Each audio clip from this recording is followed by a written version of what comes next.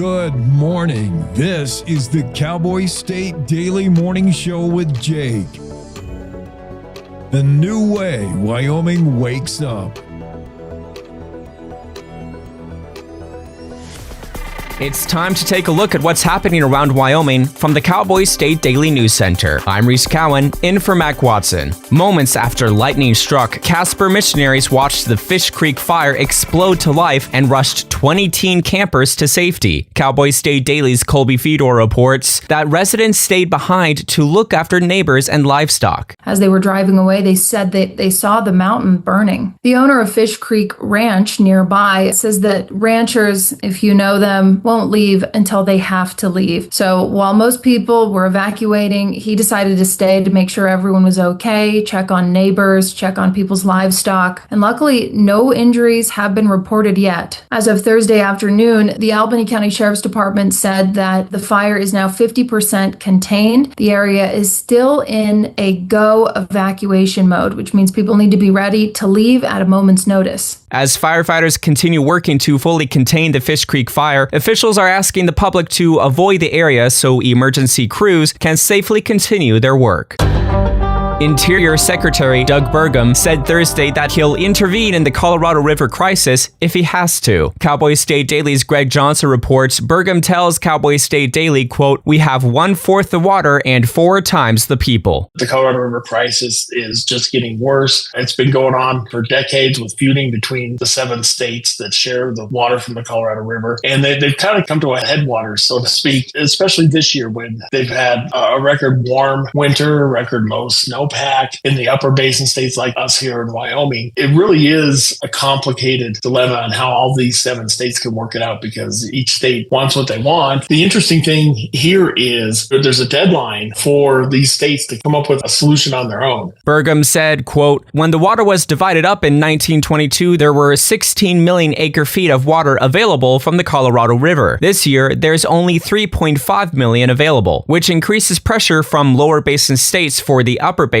which includes Wyoming, to release more water." I'll be back with more news from the Cowboy State Daily News Center right after this. This spring and summer, everyone can do their part to keep motorcycles safe on the roads. Motorcyclists, be sure to wear high visibility gear, and drivers, look twice and save a life. This Safe Driver Update is from the Wyoming Department of Transportation. Development, whether from wind energy or gas, is a landowner's choice. Private property rights have shaped Wyoming for generations. It's the Wyoming way. More information can be found at poweringupwyoming.org. Cowboy State Daily News continues now. Teton County rancher Frank Chapman dropped out of the 10-candidate race for the Republican nomination in Wyoming's U.S. House race on Thursday. Cowboy State Daily's Claire McFarland reports that Chapman told Cowboy State Daily that there's too much clutter in that crowded race. There are 10 Republican candidates in this primary race. One of them will move on to the general, meaning a person with just a sliver over 10% could have won the primary and arguably the general in this red state. And so on Thursday morning, Frank Chapman announced that he's dropping out of the race. He has loaned himself about $1 million in the race. He had spent closer to around $600,000 as of July 1st. And he said, "This is cluttered. It's hard to get your message across in this field. And this doesn't seem like a good use of anyone's money." Chapman tells Cowboy State Daily he may run for office again if the people wish it. Skeletal human remains found in an abandoned building west of Cheyenne on Wednesday could take months to identify, investigators say. Cowboy State Daily's Colby Fedor reports that the discovery has renewed hope and fear among families of Wyoming's missing. So far, investigators say there are no signs of foul play. According to Desiree Tinoco, who founded Missing Persons of Wyoming, this news brings both shock and hope to families of missing people across the state and even across the nation. Tinoco, as well as Stacy Kester, the president of WyoFind Search, Rescue, and Recovery, both emphasized that it's important not to speculate, but both said the location immediately reminded them of Quinn Nash, a Laramie resident who went missing in 2024. He was known to ride his bicycle in the Happy Jack Road area. Tinoco said cases like this also remind people how many Wyoming disappearances remain unsolved, some dating back decades. She noted that many of those investigations locations are so old, the original investigators have retired or died. And that's today's news. Get your free digital subscription to Wyoming's only statewide newspaper by hitting the daily newsletter button on cowboystatedaily.com. I'm Reese Cowan, in for Mac Watson for Cowboy State Daily. Jason, let's go see your room.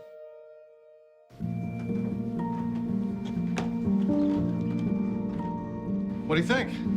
We kept it a little spare, so you can decorate it how you like.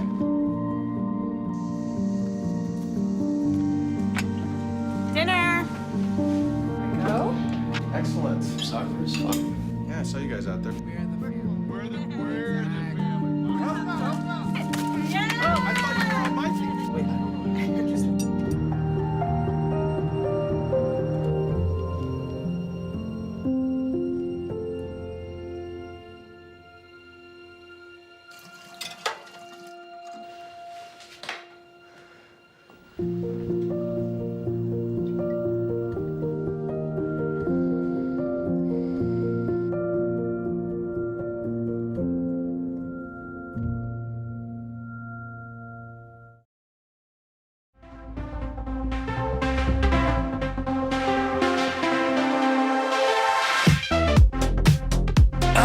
These cats are shedding like mother scratchers. That's the way we're going to start the Friday edition of the Cowboy State Daily Show. The first words out of my mouth. Cats are shedding. Still. I mean, we're most of the way through July, and their hairs are everywhere. Here's what we got going on today. The Cowboy State Daily Show. Dave Simpson will be here shortly, joining us on the studio phone line because he's probably building a cabin in the woods. Columnist Dave Simpson here shortly. Drew Matheson will be on. We'll talk about tomorrow is National Hire a Veteran Day. Why? There's many reasons. Drew will go through them. Chad Peace, legal strategist for the Independent Voter Project. And we'll talk about the importance of a secure election and maybe doing away with primaries or having open primaries. Breanna Ball stops in. She hasn't given up hope that the Du Bois Wyldlife overpass or underpass or crossing will still get the green light. It needs funding. Peter Obermueller. Pete has got a new job. He's leaving the Petroleum Association of Wyoming, hopefully in good hands. Big shoes to fill as he heads to the University of Wyoming for a new gig beginning late next month. Aaron Brown, Wyoming Highway Patrol, stops in. Fred Devish is the commission chair, Crook County Commissioners. And Crook County is got some challenges, mostly money. They don't have enough. They had to cut library funding. That was in the news recently. And also rural ambulance challenges for Crook County, certainly, as the commissioner Devish, or Devish, I'm not sure how you say his name, he'll be on. And Rod Miller. What a way to close out the show, right? You get it straight from Cowboy State Daily columnist Rod Miller. That should be interesting. 2 columns he's got out lately that are kind of fun. Data centers. Ooh, they're so scary. That's Rod Miller. Here's the weather forecast. Across the state today, patchy smoke in Casper, otherwise sunny 94. Riverton, maybe see some smoke later today with highs 96. You'll top out at 86 in Evanston with sunshine. Green River, plenty of sun, warm 92. Pinedale, slight chance of rain. Patchy smoke in Pinedale showing up in the afternoon. 85 the high. Alpine, smoke and maybe rain, just a slight chance. 90 the high at Alpine. Du Bois, slight chance of rain around 2. Patchy, smoky skies. You see, it's kind of hazy in some parts of western Wyoming. Du Bois high 85. Jackson up to 90 today. with a slight chance of rain about 2-ish, and again, hazy-ish skies. Thermopolis, patchy smoke, sunny, 97 today. That's hot officially. 95 in Cody with a chance of rain mid-afternoon. Some smoke in Buffalo, otherwise sunny, 92. Extreme heat warning in Sheridan, 102. Didn't we just do this up there in Sheridan County? 102.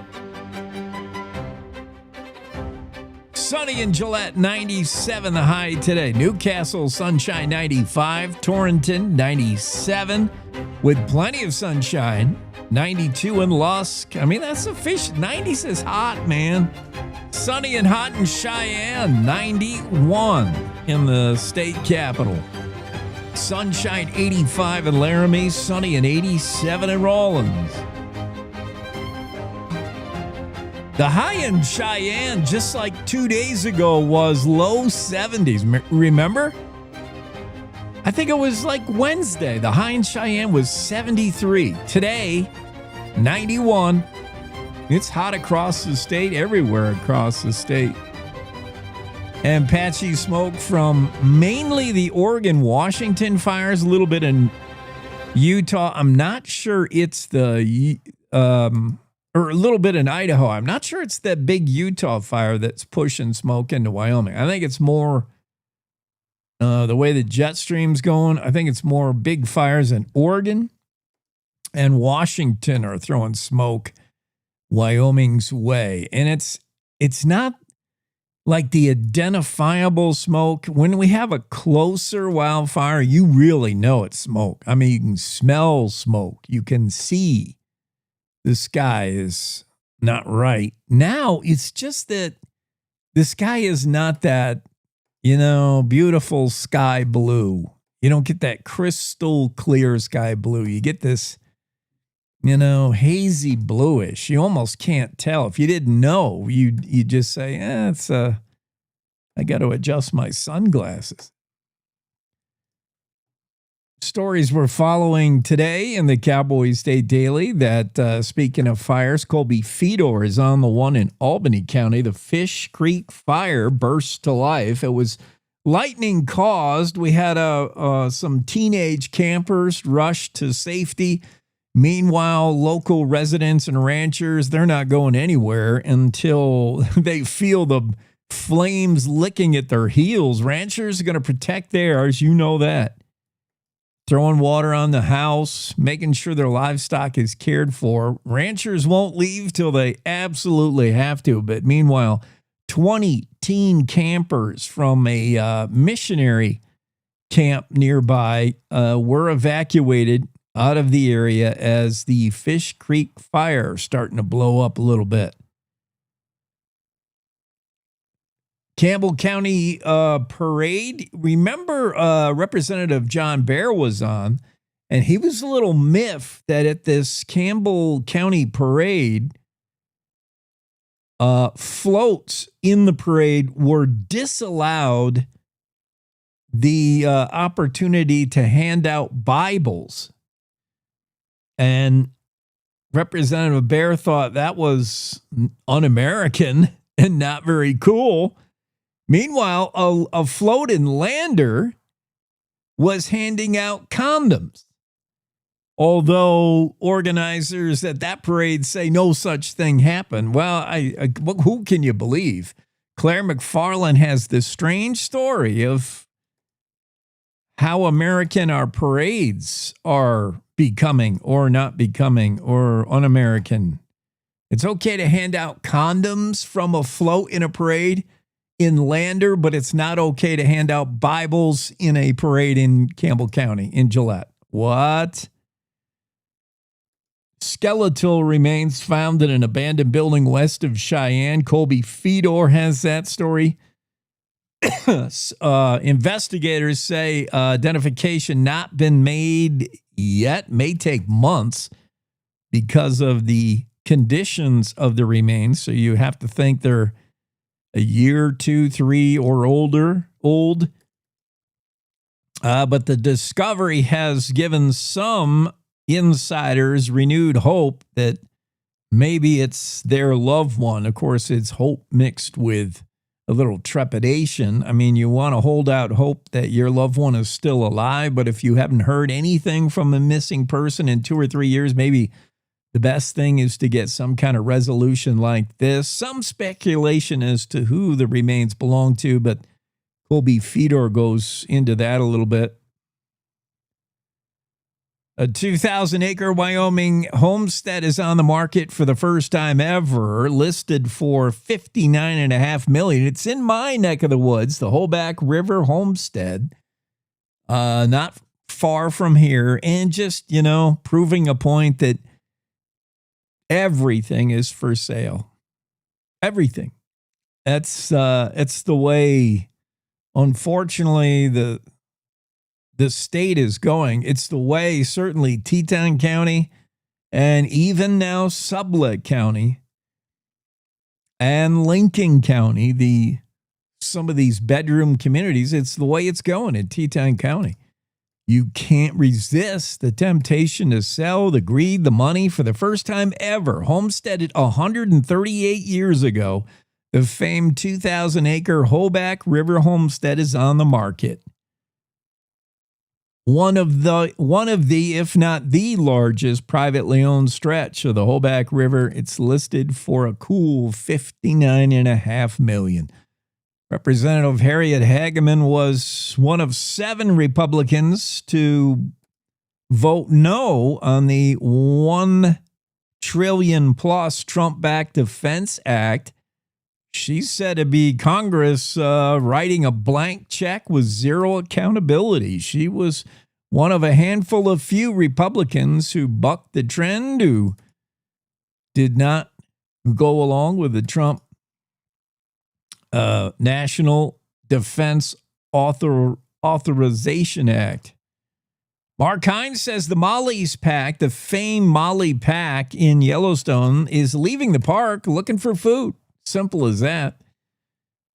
Molly's Pack wolf members have been seen denning in the Shoshone National Forest as they've expanded their territory outside of Yellowstone National Park, looking for something to kill and eat.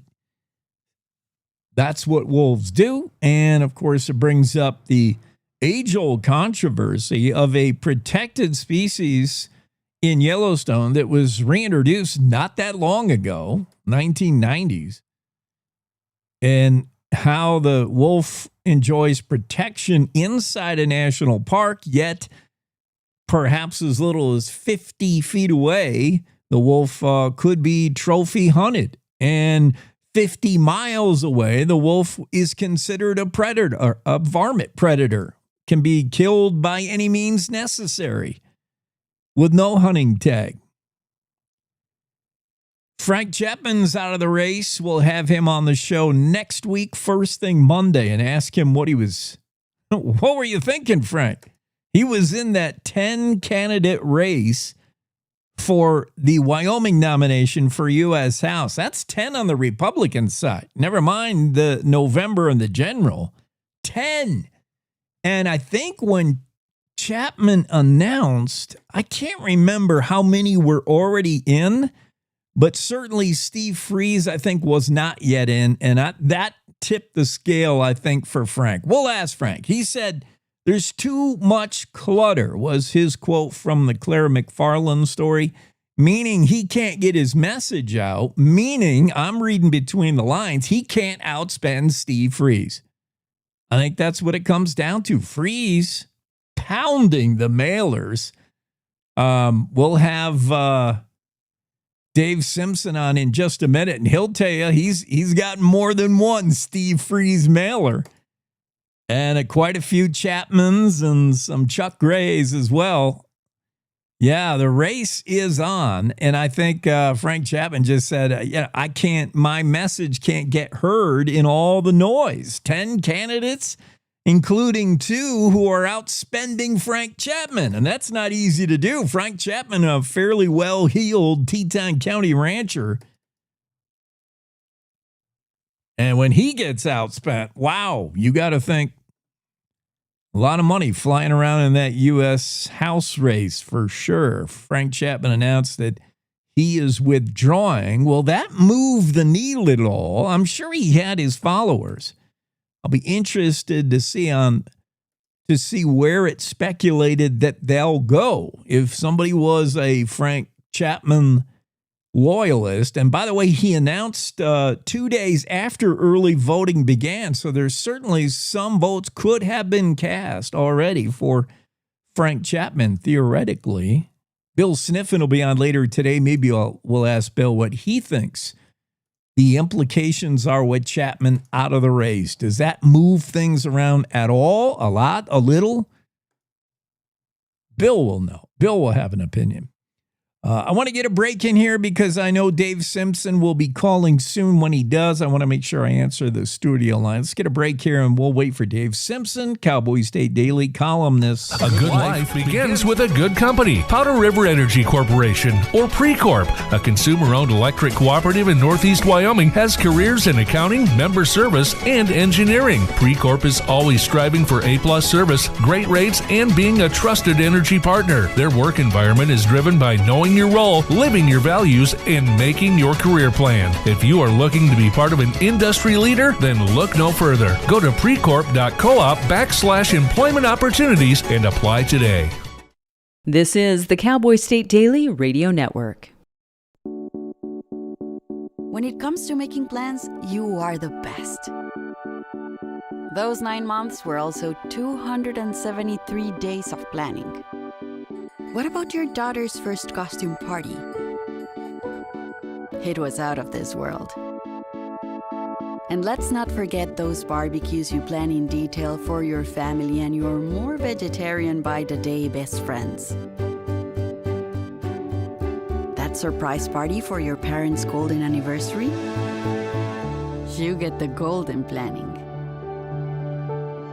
The same way you plan each detail for those moments, start planning to protect you and your loved ones from a natural disaster. Sign up for local weather and emergency alerts. Prepare an emergency kit and make a family communications plan. Protecting your family is the best plan you can make. Emma, did you hear? Todd's in the hospital. Who's Todd? He got a collapsed lung from vaping. He thought it was cool. Not cool. Promise you won't vape, Emma. It can lead to a lifelong addiction, and we can't be friends if your lungs collapse. Bogus. Wacky sitcom teens aren't the best people to talk to your kid about vaping. Hey, you got a minute? You are. Start the conversation with your child about vaping today. When the uniform comes off, the battle doesn't always end. Too many of our veterans are fighting silent wars.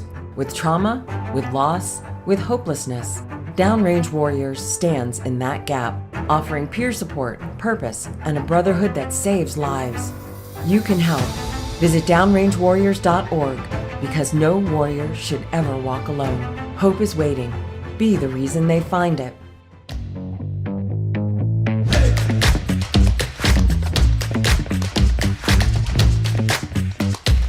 And we're back at it. Hey, way to go, Tate Nichols.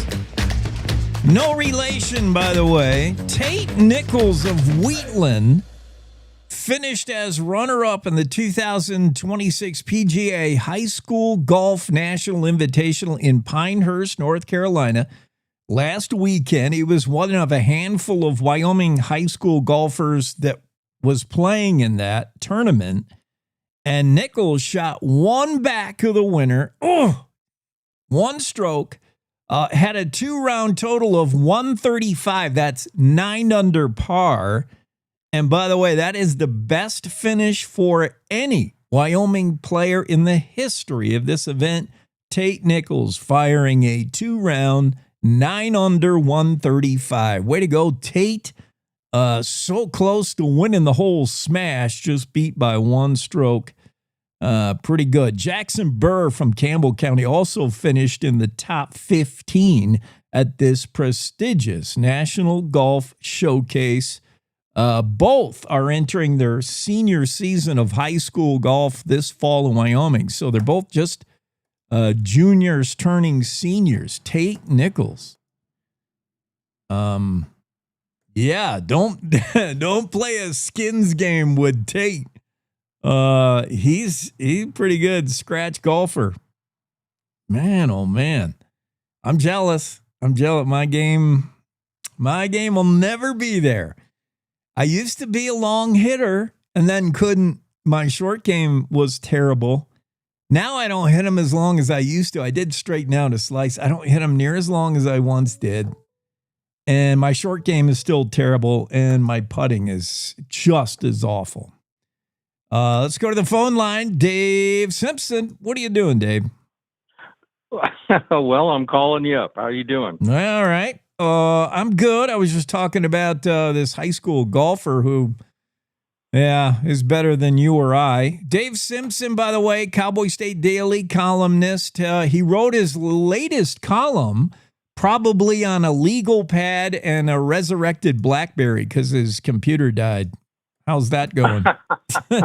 Well, my wife's computer died. That's the problem. So I was doing fine with mine, but she's really battling it. Had to get a new computer, so there's a lot of trouble, getting that up and running. Oh, all right. Let's see. I'm gonna hold on. I'm trying to get a photo of you. Oh. My computer is not complying. I'll get that up in a second. But first, let's talk about your latest column. You're getting a lot of I won't call it junk mail. It's mail. Man, oh man, there's a race on when every day you're getting something. U.S. House race. We were just talking about that. Certainly the big spenders in that race, Steve Freeze, Chuck Gray, Frank Chapman. Chapman just announced he's out. But we'll see if the mail knows that, the USPS. But you've gotten a lot of stuff, mostly from Steve Freeze. What does that look like? I'm getting about 4 or 5 mailers from Steve Freeze a week. Ooh. And it's all kinds of different subjects. And, the latest one, he said he was going to protect our fishing and hunting rights. Well, I'm not sure who's going after my fishing and hunting rights and whether they could ever get elected in Wyoming if somebody is. So he's going to protect us against that, though. So. Yeah, I mean, talk about the low-hanging fruit. I mean, that's pretty easy. But I was interested in learning how, these candidates have to separate themselves from each other in a 10-candidate, now 9-candidate primary. You've got to stand out as how are you different from the others yet in the mailers from what you've digested, and you've done the hard work so we don't have to. You're finding they're very similar. They're all saying they're going to fight. This sounds like a boxing match in D.C. Yeah. My favorite was one of them. Let me get the name here. He's David Geralt he's endorsed by Ted Nugent, which I found pretty refreshing. Right. It's kind of different than the other guys. Everybody else is pictured with Trump and kind of implying that Trump is endorsing him, but I think he's withheld that. It looks like Chuck Gray is running a picture with Trump pretty consistently, and I think he's very similar with Trump's beliefs, but I don't believe there's been a formal endorsement from Trump. Right. Now it's interesting to see who uses, like how candidates use visuals, and certainly any tie-in with the president, it's probably got to be a positive thing. Chuck Gray, I would imagine, who purports to be a MAGA warrior. Again, this fighting theme. When did politics become so violent, Dave? They're all going to go back there and fight for us. It's like open a can of whoop ass. It's amazing. I know. We had the UFC fight on the White House lawn, but that was only the precursor. That was the the preliminary card. The big event, the main event is yet to come, I guess. You talk about the visual. The best one got here this week, a couple days after I wrote that column, and it's from Chuck Gray. And it shows this big guy. He looks like he weighs about 300 pounds, and he's dressed up in a girl's soccer outfit with a lot of body hair, and he's looking kind of forlorn. And then you got three young college girls or high school age girls looking on in sort of amazement behind him. Yeah. And the headline says, "Woke liberals put men in girls' sports." So it's, he makes the point about boys playing girls' sports very effectively, as a matter of fact. Yes, very effectively. And I'll say this about Chuck Ray, a guy who he's as pesky as a coal seam fire. You just he won't go away. You can't put him out. He aggravated mild-mannered Governor Gordon into a fist fight. I mean, he's got that agitation level, but he does seem to understand campaigning. He pounds away on the same things, woke liberal, insider, and he uses the visual, the meme thing, and it works. Yeah, and you know what I'm pointing out for this coming column is that he and the Freedom Caucus have been right about this boys and girls sports thing all along, and they've been confirmed now that the Supreme Court has given the green light to states making their own decision on banning boys from girls sports. So I think he gets some credit for that. He's been right all along.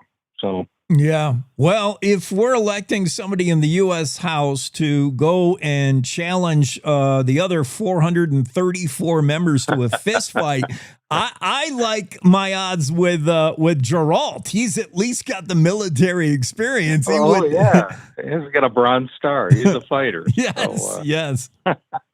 Well, I guess they got to come up with something to try to make themselves stand out from the crowd, and that's what's going on here.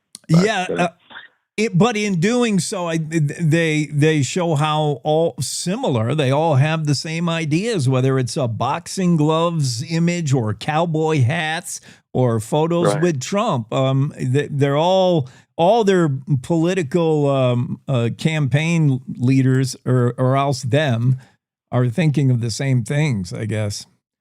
I was kind of surprised when Chapman dropped out. He spent some money on that thing. He spent some mailers and advertising, and he had to have seen how many people were in that race, that it was going to be kind of tough anyway. So it was surprising. I think he's folding three of a kind to a suspected full house. I mean, he's got money, but he doesn't have Freeze money. I mean, Steve Freeze changed the game when he got in, and I think for Chapman, he just saw the writing on the wall. He's saying there's too much noise in the race, too many, but I'm reading that as I can't outspend these guys. All these guys from up in your neighborhood in Jackson Hole, Yeah.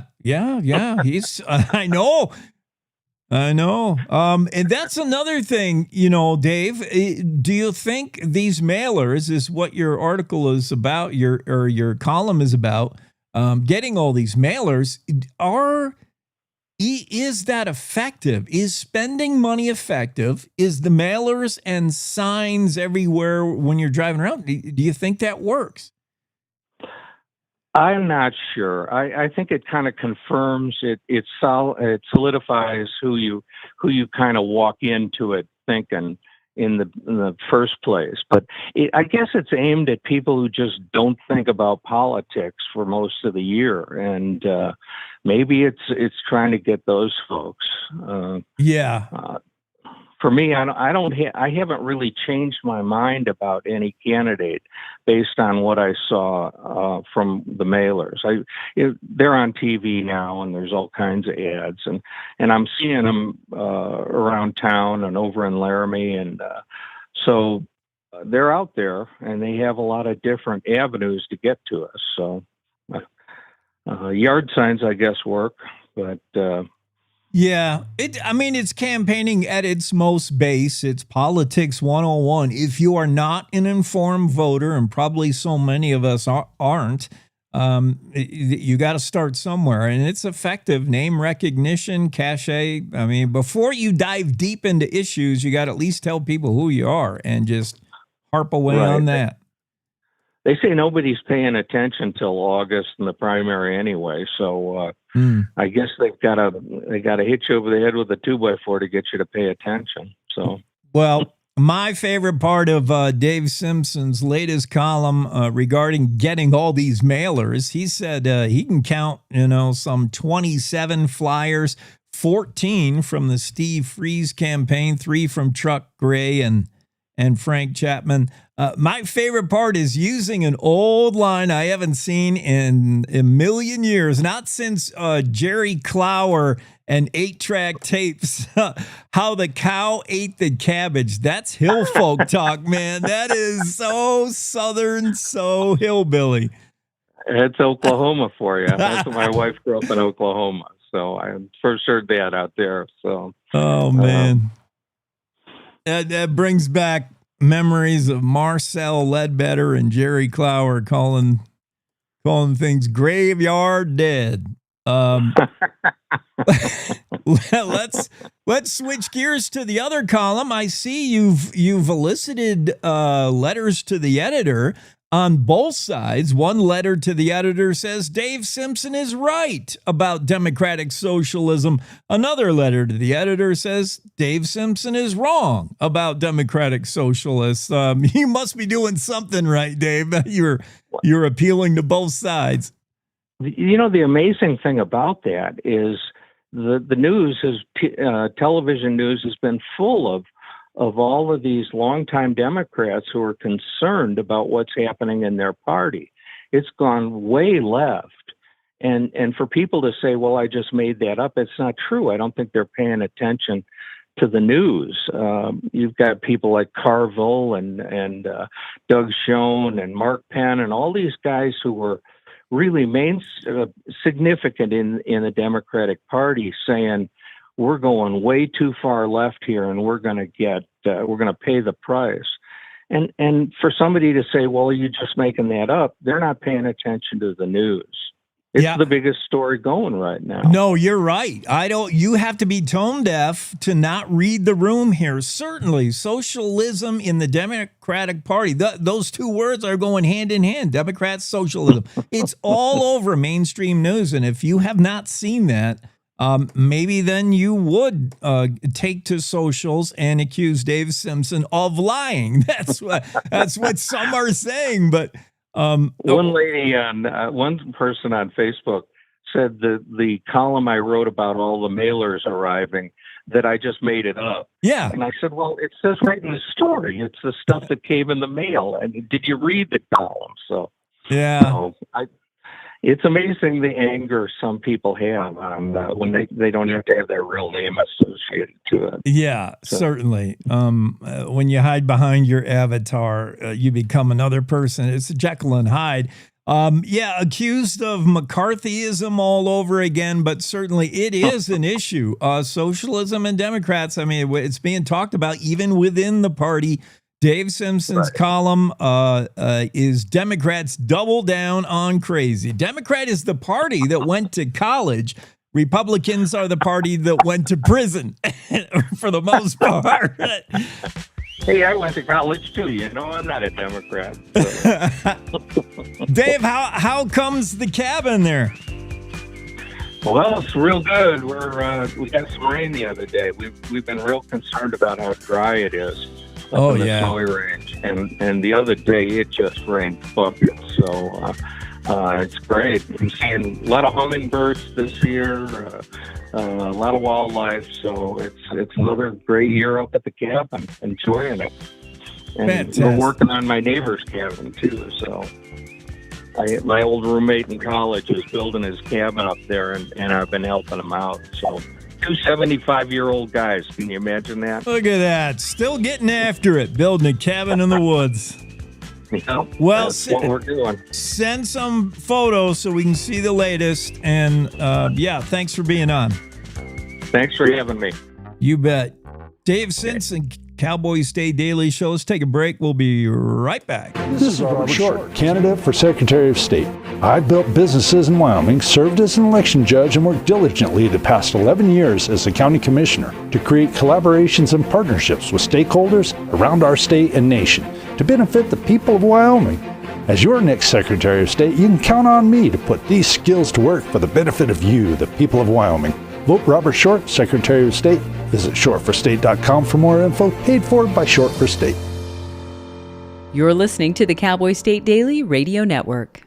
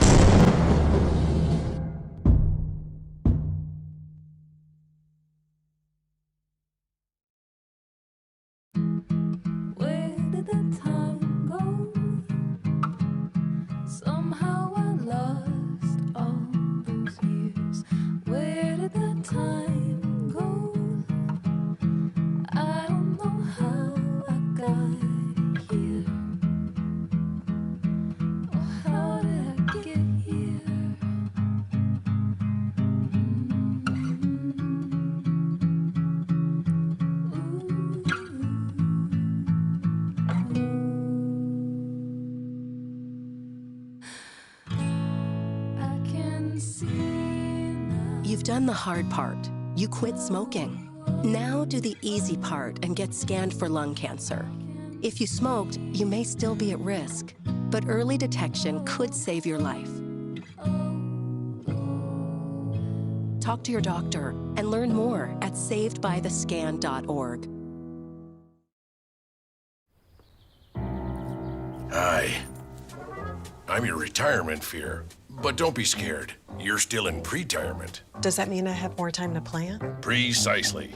Here, this is pretirement.org. Retirement savings options? Potential tax breaks? Ooh. This isn't scary. I'm doing it. You got this. Visit thisispretirement.org for free resources to help you customize your action plan.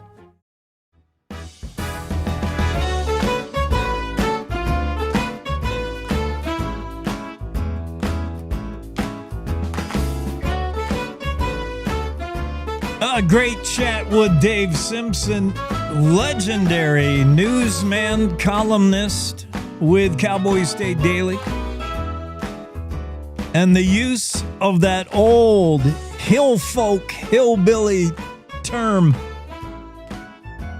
showing somebody how the cow ate cabbage. That's an old one. Meaning you're going to show somebody, the stark reality, the real truth.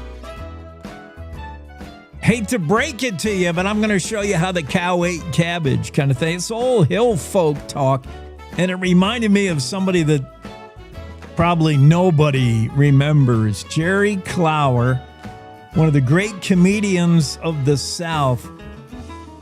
And his story, he's probably the greatest storyteller. He was huge in the trucker industry. I don't know if he still is. Where's Daryl Orr? Daryl is a modern day trucker, and his truck is equipped. Daryl Orr is such a modern day trucker. His rig doesn't even have a steering wheel. It drives by itself. No, I'm just kidding. But it doesn't have mirrors.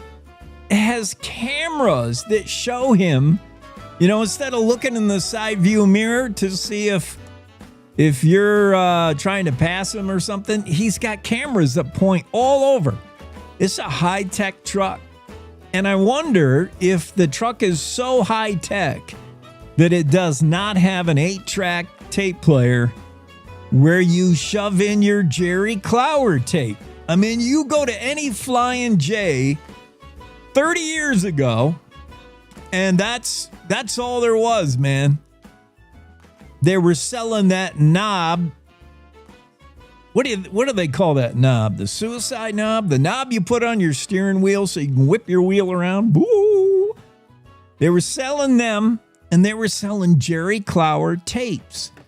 And Jerry Clower is one of the greatest storytellers of the South, and he would tell stories about Marcel Ledbetter and going coon hunting, and how if anyone died, they'd fall over graveyard dead. Nobody remembers Jerry Clower anymore, except for maybe truckers. There might be some old gear jammers with a one-arm tan who put in some windshield miles that remember Jerry Clower. Daryl, do you remember Jerry Clower? Daryl Orr listens to us once in a while when he's out there on a long haul. Jerry Clower was one of the best. Maybe I should play a little. I wonder if, I don't think, comedians, a comedy bit from Jerry Clower 30 years ago, I don't think that's copyright protected. I don't think. Maybe it is.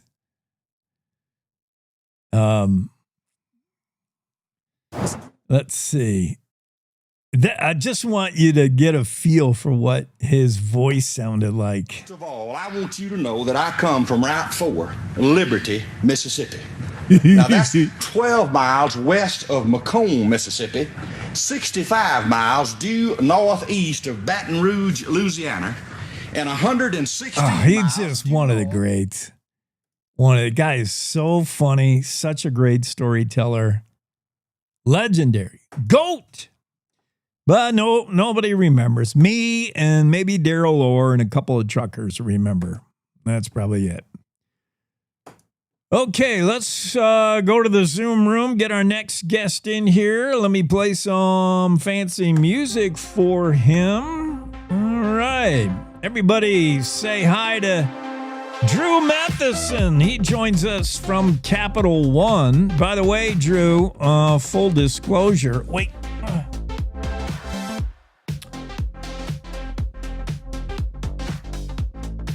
I'm a Capital One client, Capital One person, customer. Yeah.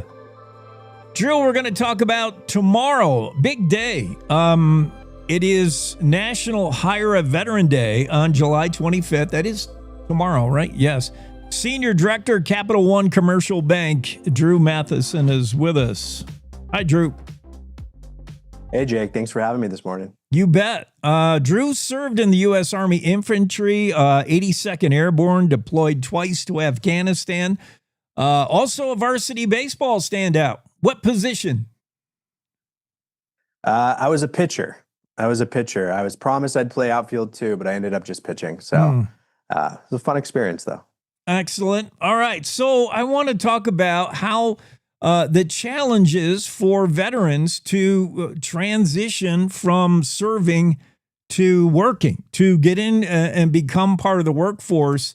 It's not easy, and the numbers would suggest that it is a bigger issue than maybe some might think. Every year, approximately 200,000 service members transition from military service to civilian life and looking to get into a job that suits them, and many, things have changed in the way you even get jobs now. It used to be you go to college, you get a degree, and bam, here's your resume. The way we hire is different, and it's just so many challenges to veterans. I mean, where can they even start to get help?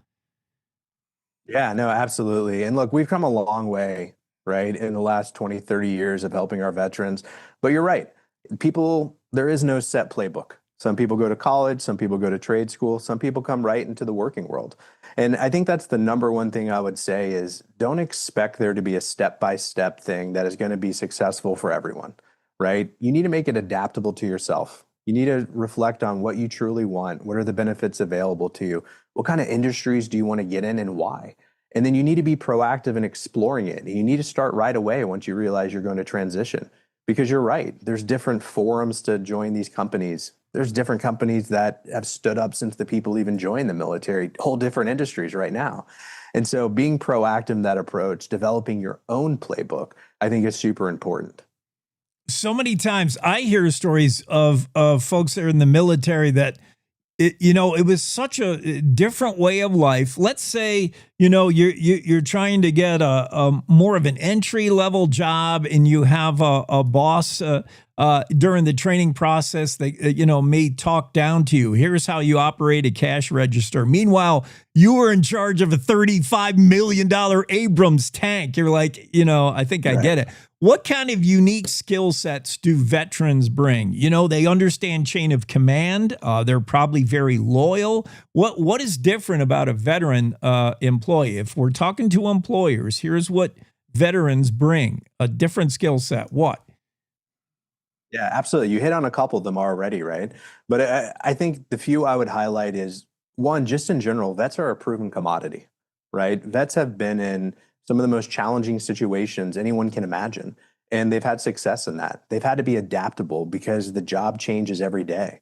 Whether it's the resources or the mission set, it's going to change, and you just have to be adaptable. But what that's taught vets is, how to have ownership, how to really deliver things on time despite those resources changing, despite the mission set changing, doing it in incredibly difficult environments. But you said something there with the cash register example that I thought was good, is vets have been through what is arguably the greatest leadership school possible, the U.S. military. And they've seen some bad examples, but also some really, really great examples. And so how can they bring that leadership experience to an organization, even at the entry level, to show what right looks like, to show what empathetic leadership looks like, to grow teams year after year, and really leave a legacy of personnel at the company, really leave a legacy of leadership at that company, I think is something that is unique to vets and that corporations should embrace. Drew Matheson is with us now, Senior Director at Capital One Commercial Bank. So thankful for Capital One for doing this, highlighting this. National Hire a Veteran Day tomorrow. We'll get into why Capital One has made this so important.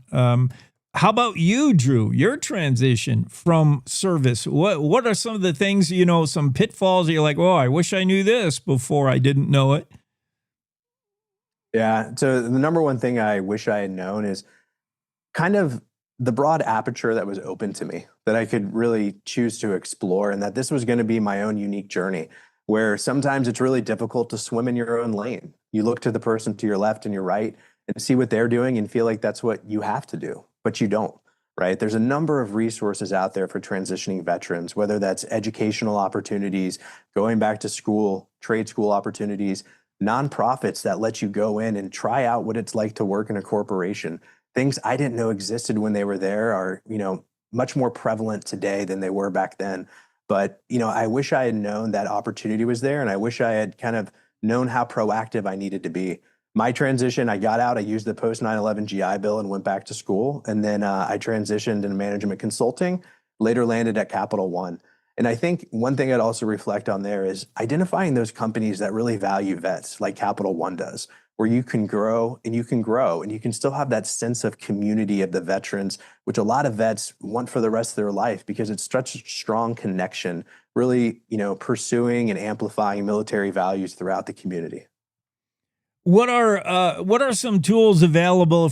Let's speak to veterans now. What are tools available? I want to talk about Salute, hiring our heroes, stuff like that. Where do I go if I'm a veteran? I'm listening to this and it sounds good. Sounds like something I need. Yeah, so let me speak to two kind of really narrow ones right here that we've seen great success at for vets. One is exactly what you mentioned, hiring our heroes. So Hiring Our Heroes is a nonprofit that was founded in 2011 that Capital One's been a partner of since day one. And what that is that's a unique opportunity to have an 11-week fellowship with a company where you hang up the uniform, you try on the job, and you come in while you're still paid by Uncle Sam, right? You get to sit at the same desk as every other employee, have the same computer, get the same job, but you get to be able to see exactly what the day-to-day could be like. What does it mean to be a program manager? What does it mean to get into data analysis? Things that you maybe not got exposure to in the military, but you can start to see how those skills of adaptability, ownership, and leadership will translate to success there. The other one I'll say that you started to highlight was Salute.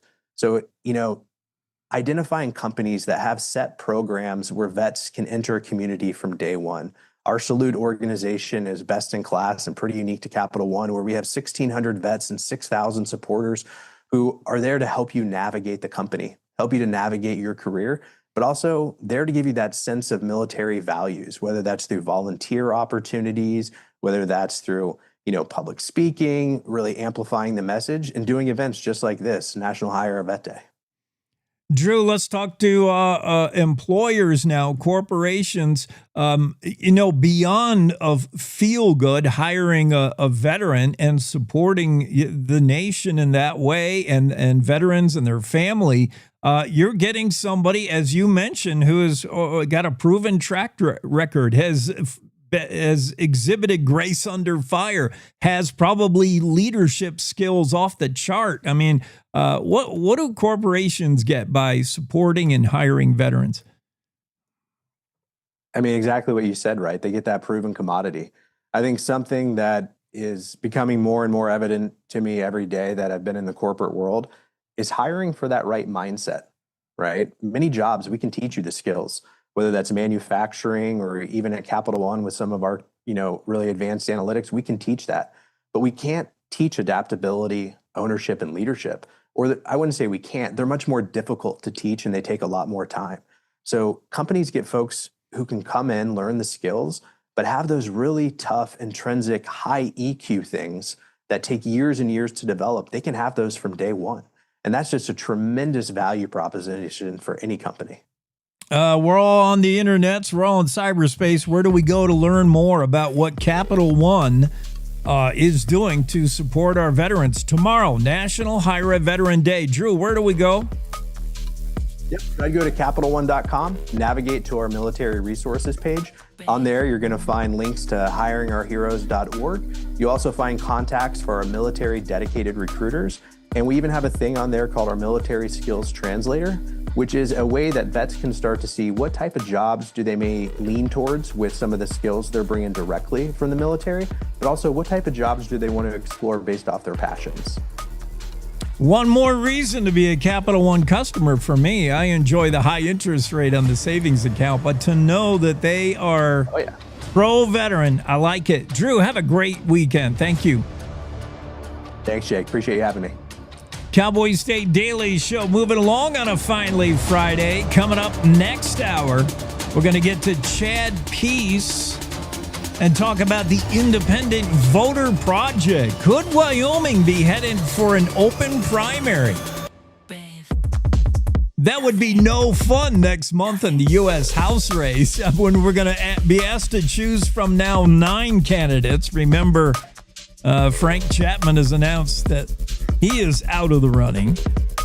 But it's interesting. It's a discussion that's growing, getting some traction. Chad Peace will be on next hour. Of course, it's Don Day and the Day with a Forecast. Breanna Ball will be here, and her outfit is trying to get a wildlife crossing for basically mostly mule deer outside of Du Bois. If you've been on that stretch of Highway 26 and traveled from, as soon as you get outside of Du Bois, east of Du Bois, heading towards the fantastic military museum, military vehicle museum, there are just mule deer all over the place. And it's a major migratory route. And I'm going to show you later when Breanna comes on, I'll show you the path that the mule deer take as noted by Game and Fish, Wyoming Game and Fish. And I mean, it's like clockwork, so predictable where the mule deer choose to cross that highway. It's in almost one place.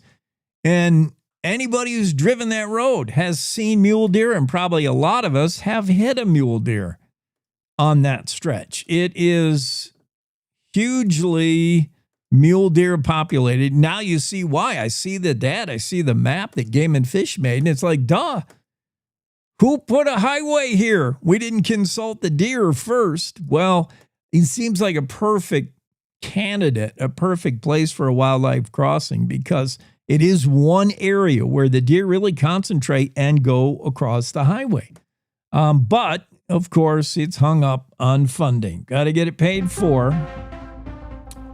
Breanna Ball will be on to talk about that. Andrew Rossi, Cowboy State Daily journalist, joins us next hour as well. We got a jam-packed Friday that includes Bill Sniffin, Peter Obermueller, he's got a new job, Aaron Brown from Highway Patrol, Renee Jean, Crook County Commissioner Chair Fred Devish, and Rod Miller, all yet to come on this Friday. Cowboy State Daily Show with Jake. We got to pause now for news. We'll see you in 6 minutes.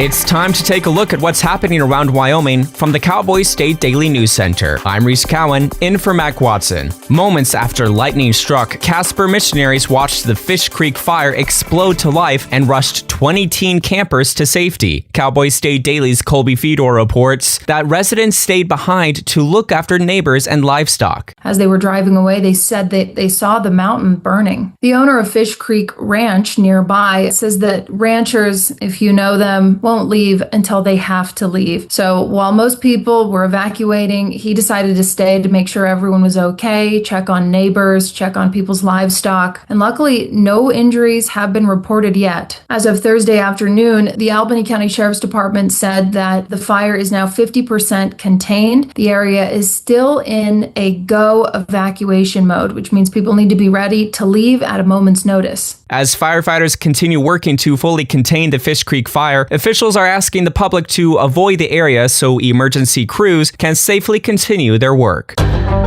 Interior Secretary Doug Burgum said Thursday that he'll intervene in the Colorado River crisis if he has to. Cowboy State Daily's Greg Johnson reports Burgum tells Cowboy State Daily, quote, "We have 1/4 the water and 4 times the people." The Colorado River crisis is just getting worse. It's been going on for decades with feuding between the 7 states that share the water from the Colorado River. And they've kind of come to a headwaters, so to speak, especially this year when they've had a record warm winter, a record low snowpack in the upper basin states like us here in Wyoming. It really is a complicated dilemma on how all these 7 states can work it out because each state wants what they want. The interesting thing here is that there's a deadline for these states to come up with a solution on their own. Burgum said, quote, "When the water was divided up in 1922, there were 16 million acre-feet of water available from the Colorado River. This year, there's only 3.5 million available, which increases pressure from lower basin states for the upper basin, which includes Wyoming, to release more water." I'll be back with more news from the Cowboy State Daily News Center right after this. This spring and summer, everyone can do their part to keep motorcycles safe on the roads. Motorcyclists, be sure to wear high visibility gear, and drivers, look twice and save a life. This Safe Driver Update is from the Wyoming Department of Transportation. Development, whether from wind energy or gas, is a landowner's choice. Private property rights have shaped Wyoming for generations. It's the Wyoming way. More information can be found at poweringupwyoming.org. Cowboy State Daily News continues now. Teton County rancher Frank Chapman dropped out of the 10-candidate race for the Republican nomination in Wyoming's U.S. House race on Thursday. Cowboy State Daily's Claire McFarland reports that Chapman told Cowboy State Daily that there's too much clutter in that crowded race. There are 10 Republican candidates in this primary race. One of them will move on to the general, meaning a person with just a sliver over 10% could have won the primary and arguably the general in this red state. And so on Thursday morning, Frank Chapman announced that he's dropping out of the race. He has loaned himself about $1 million in the race. He had spent closer to around $600,000 as of July 1st. And he said, "This is cluttered. It's hard to get your message across in this field. And this doesn't seem like a good use of anyone's money." Chapman tells Cowboy State Daily he may run for office again if the people wish it.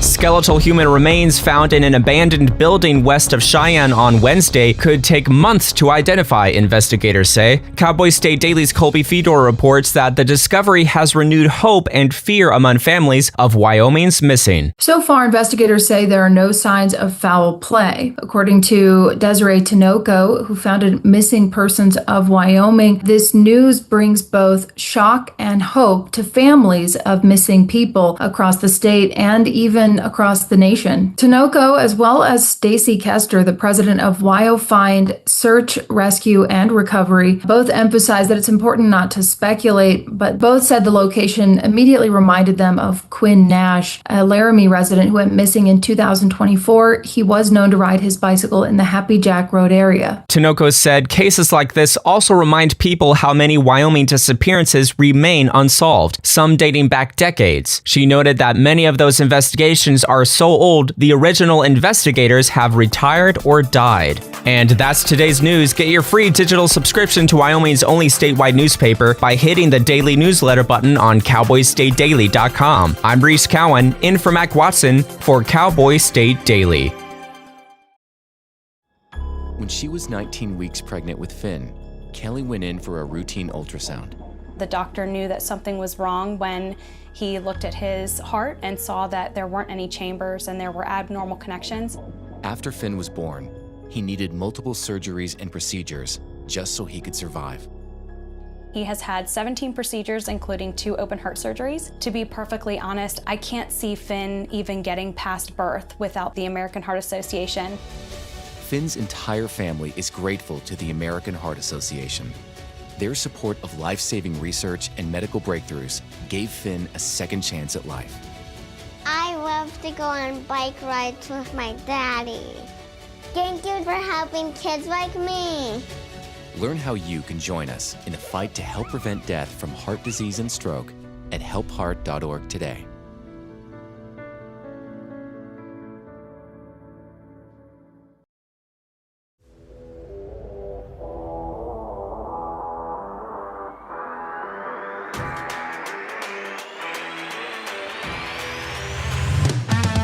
All right, we're back to hour 2 on a finally Friday of the Cowboy State Daily Show with Jake.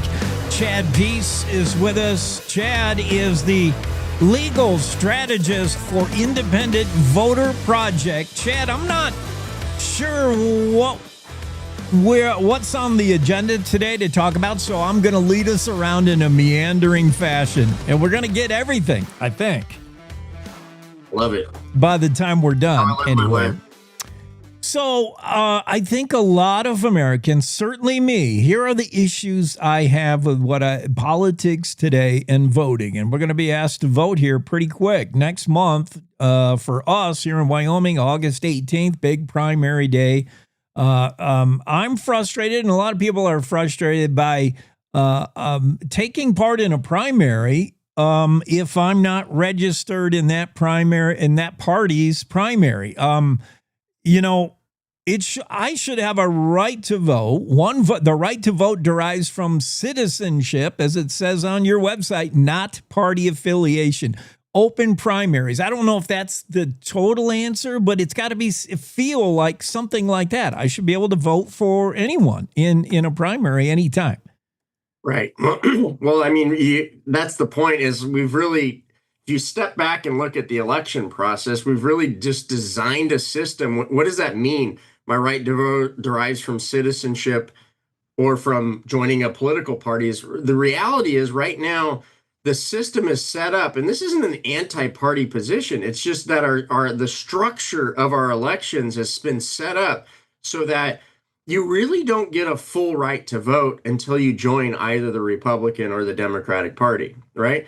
And this isn't an attack on Republicans at all, but in the state of Wyoming, because it's overwhelmingly Republican, really, it's only the Republican Party or not. And it's the exact reversed opposite in New York, right? Like, don't join the Democratic Party in New York, don't have a voice. Don't join the Republican Party in Wyoming, don't have a voice, right? It's the same issue, but at the end of the day, it comes down to why have we set up a process where partisanship is really more meaningful than just being a voter yourself? Yeah, it's the candidates that, should join a party. And even then, that's frustrating when there's just two parties and those are my choices. But yeah, not the voters. Why do I have to declare a party? I just want to cast a vote. I just want to have a part in the election. So, let's talk about that where, we've become primarily a two-party system. And that limits the choices. We're missing maybe good leadership that gets lost because they don't get a D or an R. Right. Well, we often say that even if you change the system so it's more responsive to more voters, you might actually even end up with the same people in office, but the incentives are different. They'll behave differently and more representative of the electorate, right? A lot of times there's very good people who are in positions of whether senators or assembly members or whatever. And we go, why do they do that stuff? Well, because they're looking about what they need to do to win a more divisive partisan primary, not to represent the people. And that's not a knock on them. That's just how the incentive structure. We have a term called being primaried now. And what does that mean? That means a relatively smaller vocal partisan faction of the electorate can remove you from office if you don't do what they want. Do our politicians find a party or does the party find them? I think more and more today, we don't see independent thinkers. If a topic comes up, what are your thoughts on this? You represent me. I voted for you. What are your thoughts on this? Well, I got to check the party platform first. It gets pretty cookie cutter that way. Yeah, well, as a result of the way we've structured our elections, is that you've created an entire institution around the parties, right? You have to have gone through the parties. You got to go to their events. If you work in politics, the consultant class, if you're a political consultant, for example, the first question people are going to ask is, are you a Republican consultant or a Democrat consultant? Right. And if there's an issue that might divide the two, well, you can't even work on it because you're going to upset half the people in here. So you go at everything from data companies, fundraisers, consultants, all this. It's an entire industrial complex, frankly. Right. Yeah.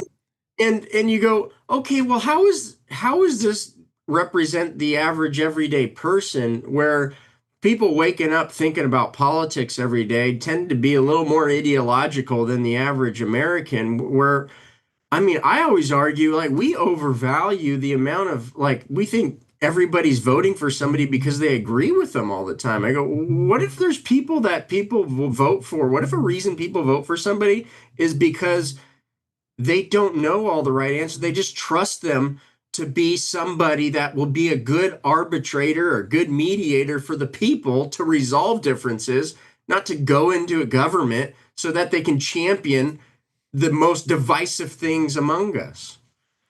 Politics has become big industry. With big industry is money. That's my third thing that I'm frustrated, like many voters. Money wins elections. You keep hearing that, but it's true. Money sways.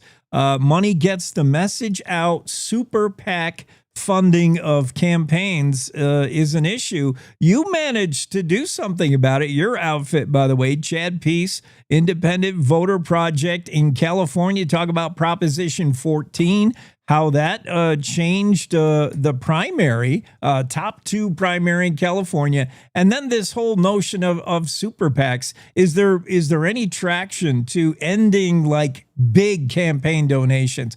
Pick a dollar amount, but yeah. Well, you take those two together and you say, why would what did open nonpartisan primaries and ending super PACs have in common is really what we're not. A lot of people get frustrated. They go, oh, the top two primary, that's a crazy left thing, or that's insulating the two parties. I get that and stuff too. There's something fundamental that we're taking on, right? The fundamental difference between a nonpartisan primary, which is only in 3 states, and everybody everywhere else in the country is that the first stage of the election process, which is paid for by taxpayers, administered by the state, in most states, including Wyoming and New York, the legal purpose of it is not to elect a representative that represents the people. The legal purpose of it is to represent somebody who represents the political party in the general election. That's a private purpose. In California, we managed to change that, where the legal purpose is for all the voters to nominate candidates to the general election ballot, right? Similarly, on the end super PACs, we're not going to change that overnight. The Supreme Court just had a decision that said, okay, well, now political parties, they can raise and give unlimited amounts of money, right? The purpose of the initiative we did to end super PACs in Maine was to get into the court asking questions from the eyes of the individual voter. Because for the last, for all time being, when you talk about going into court and legal issues, right, you have two parties. You have the plaintiff and the defendant, right? Whether it's election law or it's campaign finance, every single time, literally every single time, it's the state, whether it's Wyoming, California, New York, versus who has the money to hire lawyers and spend their life studying election law? Attorneys for the political parties. So it's always the parties versus the state, or a big, somebody with a lot of money versus the state. Nobody ever goes and asks the questions to the court or the Supreme Court through the eyes of just a voter. And that's what we're doing at the end of the day. California, we also have a legal strategy. We sued New Jersey. We're getting prepared. We'll probably, I don't know if I want to say it publicly, but we're probably going to be suing New York pretty soon, right? And the fundamental principle that through the eyes of an independent voter, you can't take the power and force of the state and my tax dollars to set up a process that gives one set of voters who join a political association one set of rights, and then say, wait, you exercised your First Amendment right not to join a private association. That's under the First Amendment, right? You exercise that right, but wait, you got to wait. Let the parties do their thing, select their private nominees, and then you can vote in the general election, even if the election's been gerrymandered to hell and your vote won't really mean anything anyway, but at least you're going to get a symbolic vote in the general election, right? We're just challenging that to the Supreme Court. And we're taking their same precedent and putting it on its head to say, look, the parties went into court and said, you can't have, the question you mentioned, open primaries, right? Well, some forms of open primaries have actually been ruled unconstitutional because what you've done is there's a conflict. You have the political party rights, and then you have a voter rights. So to date, as I mentioned, you got the state and the parties go to court. The parties go to court and say to the court system, well, the state can't let voters vote in our private process. This is Democratic Party v. Jones. And the Supreme Court agreed.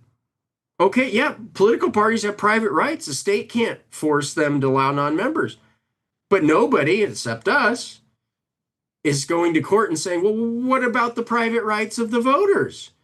It's the state that set up the process in the first place. Our rights between political parties and independent voters are not inherently in conflict. The only reason they're in conflict is because partisan forces have taken the apparatus of the state and created a system that puts them in conflict. And then when confronted with the legal challenge, they're the only ones in court to defend their rights, and so they win. Right? Hence is why we have the Independent Voter Project to say, no, how about somebody go there, represent, look at all the same things you're arguing, but through my eyes as a citizen of the United States, forget my party or non-party, and then look at it through that lens and you go, wow, we have really set up a system where the right to vote derives from joining a political party. And we're just challenging that. Well, Chad, there are no citizens. There are just party members. George Orwell said that a long time ago. Chad Peace is with us, Independent Voter Project. One last thing. President Trump has made a lot of noise, including another recent address about election integrity, foreign meddling, foreign interference in elections. We got certainly right in our face gerrymandering, if not jerry-rigged elections. Can voters trust the system today? What are you hearing? Can we at least trust how it works? Well, I mean, the alternative is to not, and then what do you have, right? I think for the most part you can, right? And here's the problem we have is look, Trump hyperbolizes, Democrats hyperbolize, right? There's always truth in between, right? When the Democrats say, "Oh, nothing bad happens in the election," nobody would possibly think about defraud, doing these kinds of things. Well, that's just they know it's a blatant lie. Their own people have gone on and said, here's all the risk of having these types of elections and that. So there are things that happen. Now, Trump, on the other hand, hyperbolizes and goes too far, I believe. I think if Trump understood California's election system, there actually are explanations for some of these that don't amount to fraud. Part of them being that California legalized all this stuff. Now, that's the question. Should you be able to ballot harvest? Should you be able to have all these, not have any kind of identification? Should you not, right? No. But then to characterize it like it's fraud, well, it's actually not, because that's the legal process, even though it's being abused by a lot of people. So, like I said, we just have to have a real conversation where right now we're saying there's either fraud to the extent that you can't trust anything, or nothing's happening that's possibly fraud. That doesn't allow you to have an actual conversation about what's going on and address some problems that are very real. Right. And so you just get pigeonholed on the side, one or two sides in the political debate, and nothing actually gets fixed because you have two sides that are both wrong. Election reform, is it needed in today's democracy in America? Chad Peace is with Independent Voter Project. Find him on the internet, independentvoterproject.org. Chad, thanks for being on. Hey, thanks for having me. Appreciate it. Cowboy State Daily Show with Jake. Next up, weather forecast with Don Day. This is Robert Short, candidate for Secretary of State. I've built businesses in Wyoming, served as an election judge, and worked diligently the past 11 years as a county commissioner to create collaborations and partnerships with stakeholders around our state and nation to benefit the people of Wyoming. As your next Secretary of State, you can count on me to put these skills to work for the benefit of you, the people of Wyoming. Vote Robert Short, Secretary of State. Visit shortforstate.com for more info, paid for by Short for State. This is the Cowboy State Daily Radio Network.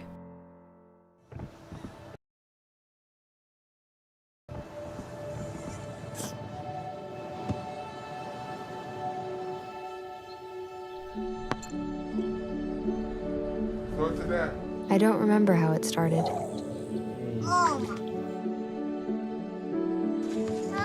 Our back and forth.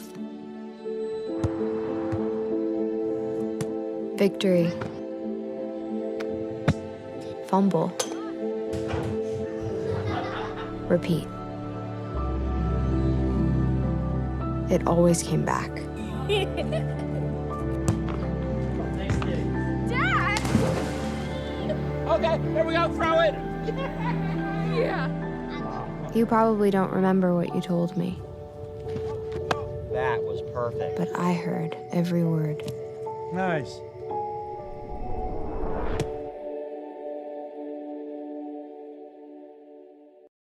Hi, I'm Ryan Blaney, a third-generation race car driver, and we dedicate a lot of our time to going as fast as possible. My grandpa Lou is the reason why my dad and I started racing, and I'm really proud to follow in his tracks. But when my grandpa was diagnosed with Alzheimer's, it was a very unexpected bump in the road for us. I've learned a lot on this journey with my grandpa Lou, and the memories of my grandpa will always be with me. And in our family, we're used to getting involved, and I encourage you to do the same, especially when it comes to caring for your loved ones. When I think about Alzheimer's and the impact it had on my family, I recognize that losing a race isn't such a bad day after all. It's important to notice if older family members are acting differently, experiencing problems with their memory, or having trouble with routine tasks. Talking about Alzheimer's can be really tough, but if you notice something, have a conversation with your loved one. Encourage them to see a doctor or offer to go with them. Early detection of Alzheimer's can give your family time to explore support services, make a plan for the future, and access available treatments. If you or your family are noticing changes, it could be Alzheimer's. Talk about seeing a doctor together.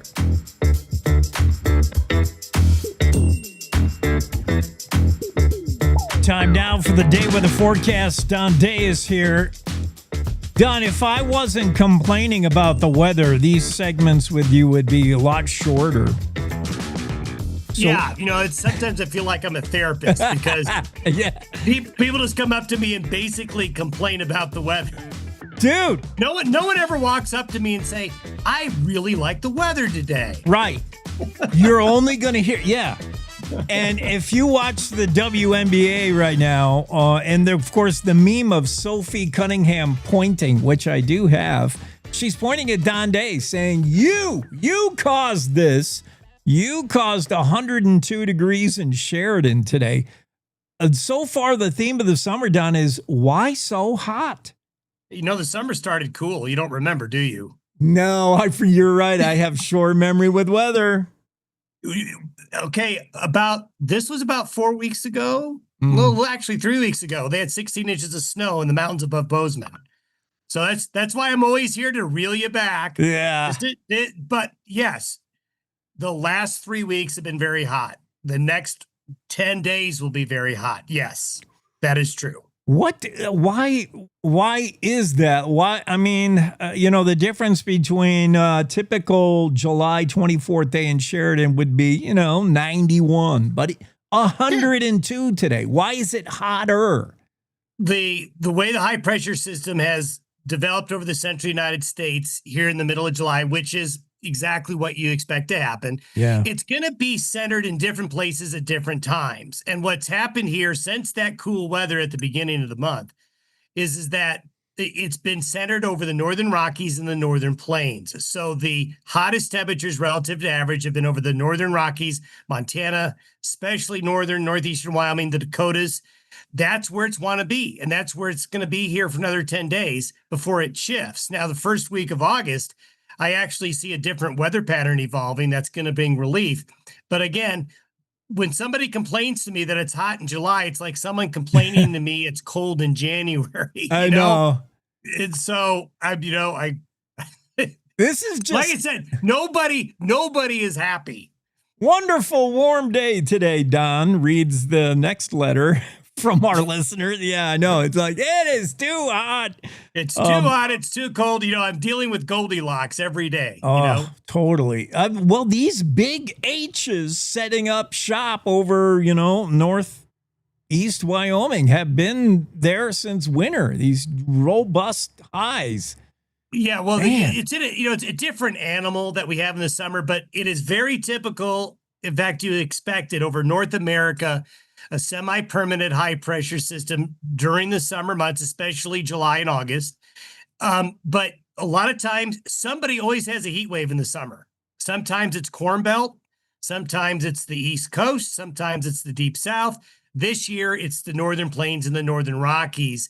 But again, we may see a different animal next month. So we certainly have plenty of hot days in August coming. But I think the next 7 days we get through it, we're probably not looking at as extreme heat. Let's hope. Yeah, just a variety of weather. On the same day, many restrictions on open fires are going in because of the fear of starting a wildfire. Is the same day we have flood watches. It's Wyoming's crazy. How's the weekend look, Don?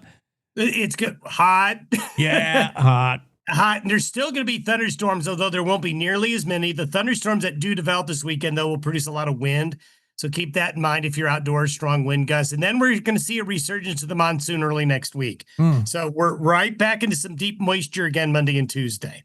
All right, Don. Thank you so much. Have a great weekend. You too. Cowboy State Daily Show with a day weather forecast. Hot. It is going to be another hot one today for many of us across the state. And starting out the weather forecast discussion with why so hot? I knew would aggravate Don. Sometimes I just like to stick the hornet's nest. Breanna Ball is here. Breanna, hi. Hi, how's it going? Thanks for having me. So I want to talk about that stretch of US 26. Is it like heading out east of Du Bois? You're going towards the Museum of Military Vehicles. You're going to the Wind River Reservation. We've all driven it. Come on, everybody. And one thing you see on that thing is mule deer. My goodness, they're all over the place. Now, I mean, I assume they just like hanging out there to eat the alfalfa fields and whatnot. But it's a migration I saw your map, by the way, and I'm like, oh, yeah, mule deer go across the highway right here. Duh. Wyldlife Fund Vice President. This is Breanna Ball with Wyldlife Fund, and we're talking about this Du Bois underpass, wildlife crossing that's kind of hung up. We want it. A lot of people want it, but we need money. We got to get it paid for. We do. And there's a lot of competition for those federal grants that contribute to the building of wildlife crossings all across the country. So it's not just our state that is competing for the funds, but a lot of our neighboring states as well. And so those are competitive dollars to get. We've raised $2.6 million. That is really that non-federal match requirement to this project. This project is millions of dollars, as we know. So we're in a holding pattern right now with that project. But as you mentioned, there are thousands of mule deer that do migrate between their summer range near Grand Teton National Park to their winter range near the Wind River Indian Reservation. And so this project would really make it safer for both those migrating mule deer and also our folks who are traveling along the highway. Now, we got so many things to talk about, the fundraising efforts, how people can get involved with that. Who is actually like making the pitch? Is it YDOT is taking the lead here and you're partnering? Like, who is trying to convince the feds that we need this money and showing them the map that I'm going to show you right now? Who would that be? YDOT?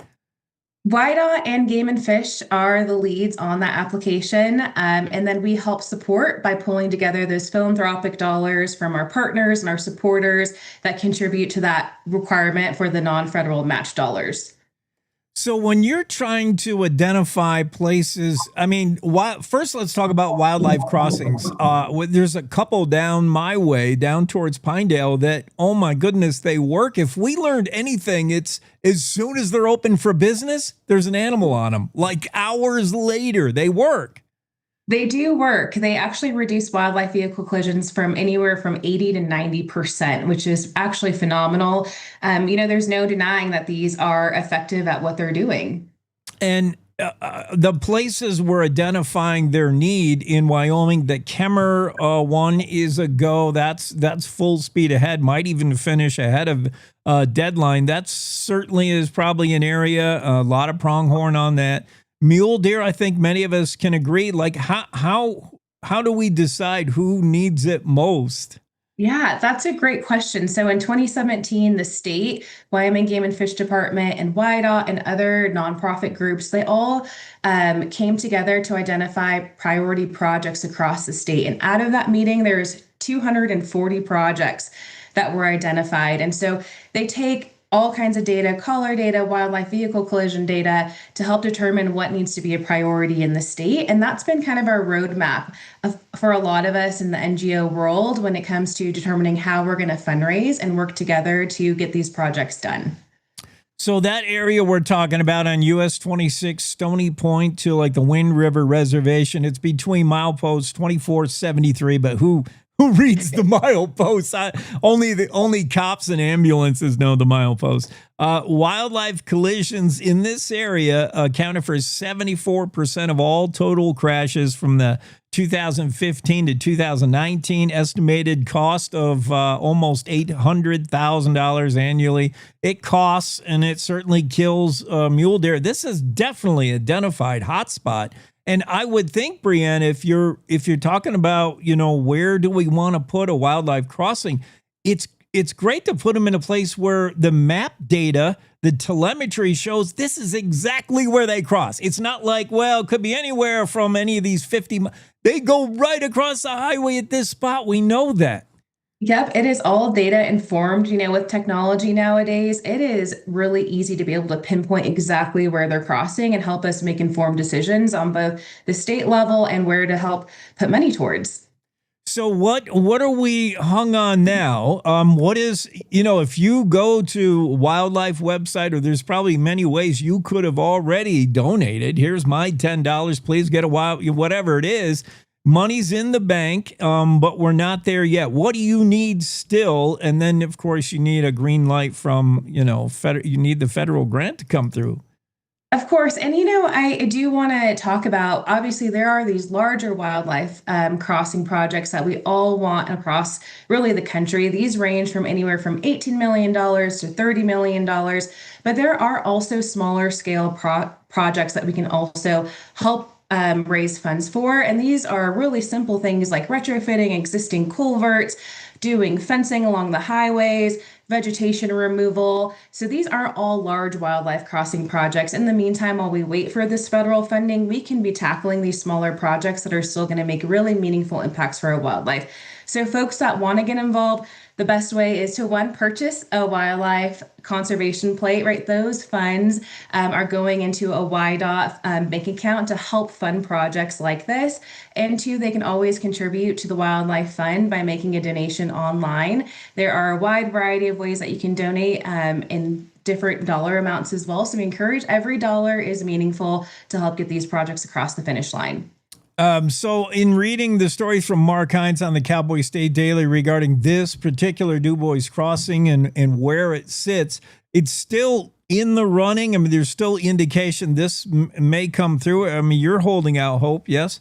We're holding out hope. We're just waiting for a notice of funding opportunity from the federal government to come down. The state agencies are ready to apply for that funding, and hopefully we hear good news. Yeah, I was surprised to hear from Wyldlife Fund that crossings are certainly needed throughout the West, but even east of the Mississippi, like there's lots of places in the United States that want to be in line for some kind of federal grant to get a wildlife crossing in. Yeah, and it's really interesting if you think about it across the nation. Wildlife vehicle collisions are an issue. And the hard part about that is when it comes to crumbling infrastructure across America's roadways, wildlife is probably going to lose because the nation needs to also fix our roads. And so there is a lot of great momentum, though, on the DC level to help make some of this funding permanent. And so we're hopeful we'll be able to see that. Breanna Ball is with Wyldlife Fund. You can find them on the internet. Wyldlife is WYLDLIFE. Wyldlife Fund. Trying to get that DuBois past. I've definitely, you've driven it, right? Oh, I have driven it a lot. And I also live in the Pinedale area. So wildlife vehicle collisions and seeing moose and deer on the roadway, it's a big issue across our state. It's a safety issue. It's not only going to help our wildlife, but also the humans, right? There is a safety level, and there are people who lose their life when they collide with wildlife. Yeah, I mean, I don't know, to get the message through. You think the message is out there, but then you see Yellowstone tourists do things, and you're like, oh my goodness. I hope people are driving with their, with the expectation wildlife is going to be on the road. Like, this is Wyoming, and stuff is going to be standing on the highway. You've got to be aware. Drivers have to do their part also, just to keep your car out of the shop. Absolutely. I think every Wyomingite has about a 1 in 82 chance of hitting wildlife on the road, which is staggering. I think if you live in some of these other areas, especially in like the Pinedale area, I'm sure that probably would rise if we looked at the data. Especially at night. Reduce speed and keep a lookout. Do your part, and then hopefully we get enough money and things get through, and we can get this DuBois crossing going. Wyldlife Fund's Breanna Ball joining us. Breanna, have a great weekend. Thank you. You too. Of course. All right. Well, what are we doing next? Let me check my schedule. Oh, Andrew Rossi. Rossi's up in Cody where they got some wildlife. That's a beautiful drive. Cody to the east gate of Yellowstone. Fantastic drive. By the way, the Wildlife Fund online is thewildlifefund.org. The Wyldlife, and wild is spelled with a Y. The wildlifefund.org, and learn more, stay informed, and how you can help get a wildlife crossing in the DuBois area to help those mule deer out. On the Project US 26 is what you're looking for, what you're clicking on. We'll be right back after this break with Andrew Rossi. Park County Fair's back this July. Happening all week is the thrilling Carnival Midway. Tuesday's the Muddy Mess with pig mud wrestling. Get ready to rumble for boxing on Wednesday. Pull yourself to the grounds for Thursday's truck and tractor pulls. Friday's the fast-paced figure 8 race. And as always, Saturday's the sellout Demolition Derby. Tickets are on sale now, and we'll see you at the 100th Fair on patented land. A good life begins with a good company. Powder River Energy Corporation, or Precorp, a consumer-owned electric cooperative in Northeast Wyoming, has careers in accounting, member service, and engineering. Precorp is always striving for A-plus service, great rates, and being a trusted energy partner. Their work environment is driven by knowing your role, living your values, and making your career plan. If you are looking to be part of an industry leader, then look no further. Go to precorp.coop/employment opportunities and apply today. You're listening to the Cowboy State Daily Radio Network. You know you don't have to wear your PT gear anymore, right? It's comfortable. So how's civilian life treating you? It's fine. When I got out, I didn't want to admit that there was anything wrong because I felt like a failure. And then I realized, there's nothing to be ashamed of. So I started talking to someone. Maybe you are fine, but if you're not, it's okay.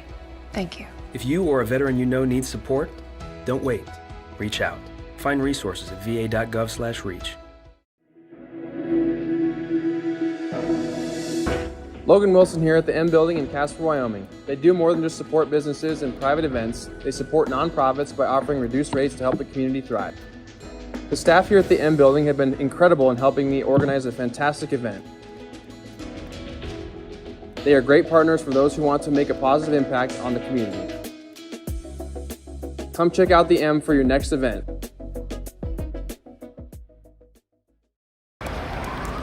Hate is loud. It gets clicks. It gets attention. Hate, however, is actually quite small. But love is the majority. Filling up something far more important than any feed. Love fills our hearts, our lives, our every day with understanding, empathy, and compassion. Leaving hate to become what it truly is, a whisper.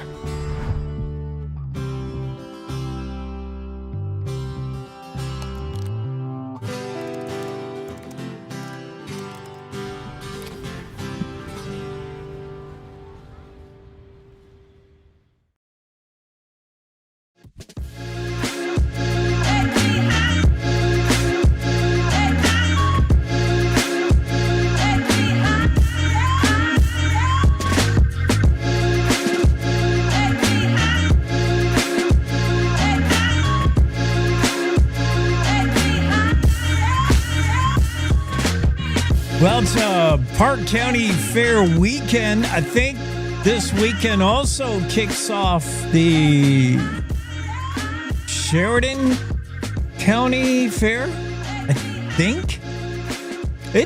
And Teton County Fair going, already running. That means lots of pig wrestling and smashing up cars and rodeoing. It's county fair season across the state.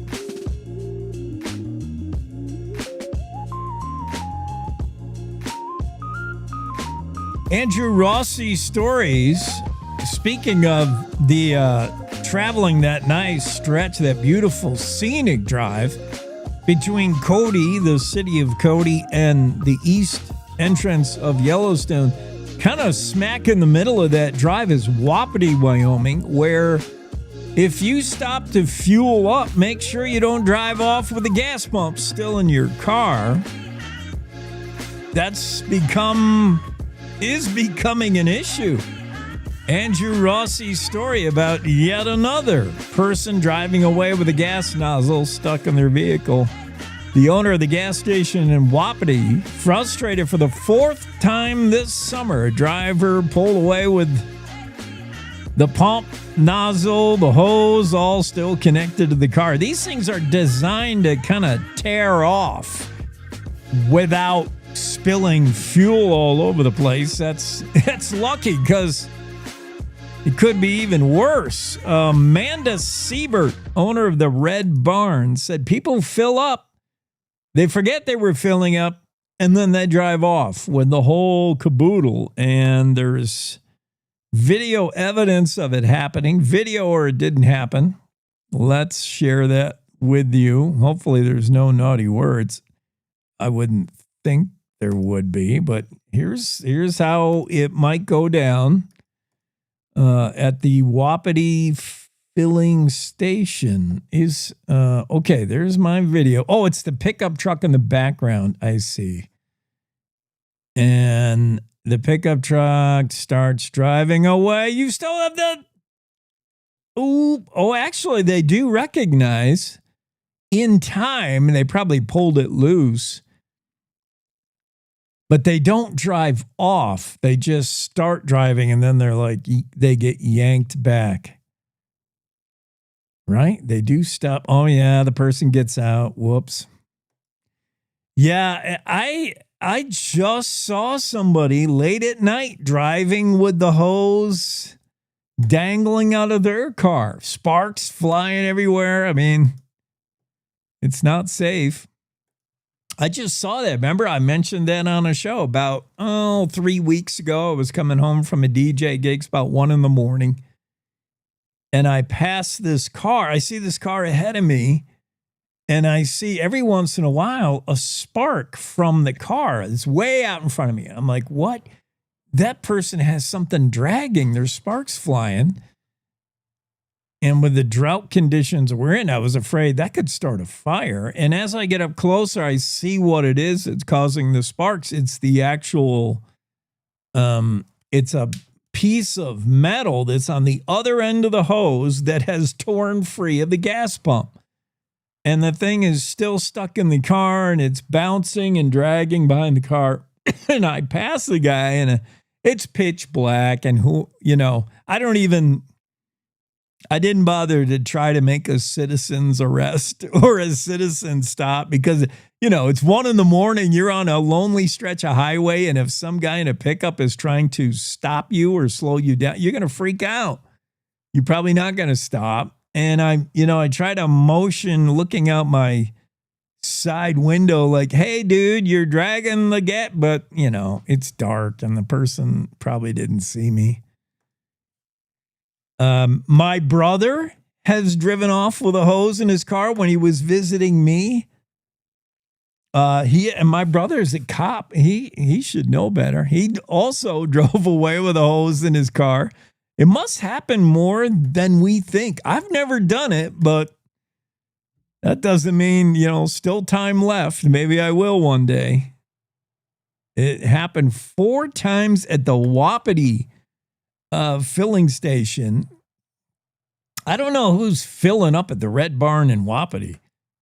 Maybe, I guess if you left Cody and you didn't realize you're kind of running low, and you're heading towards Yellowstone National Park, and you realize that once we're in the park, the options to fuel up start getting few and far between and probably expensive. We better do it now. And maybe that's why Red Barn has become the go-to fueling station for people heading to Yellowstone from Cody, maybe. But I don't know. I can't account for why 4 people, 4th this summer, said Seibert. This normally, she said, this sort of thing happens once or twice a year for some reason. It's happened 4 times this summer. And it's not the only place, the Red Barn at Wapiti. Other gas stations in the area have similar problems. The Conoco at the corner of Stampede Ave and 17th Street in Cody has signs warning anyone who drives off with a gas nozzle must pay a $300 fine. Ooh. And I think the increase in these incidents are because people fuel up while they go inside and go to the bathroom and get a Slurpee. I blame it on the convenience store aspect of these gas stations, because the old days, somebody fueled up for you, right? Isn't that still a law in Oregon? You can't even fill up your own car. In the old days, you used to have the gas station attendant because you couldn't be trusted working fuel. Oh, you might have to return to the old days. And then we got to the point where you could do your own fuel, but you didn't have the latch thing on the gas that would hold it in place. You had to sit there and fuel your vehicle. You had to stand there and do it. Now we have the modern convenience of the little catch that'll hold the trigger open and, of course, kick off, hopefully, when your tank is full. So once you got that automation built in, of course, you're going to go into the store while you fuel up. You're going to go potty. You're going to buy a Yoo-hoo and a Ring Ding and a pack of smokes. And then you're going to come out and you're totally going to forget that your hose, that you're fueling up. I can see it. I can see why that happens. And I'm blaming it all on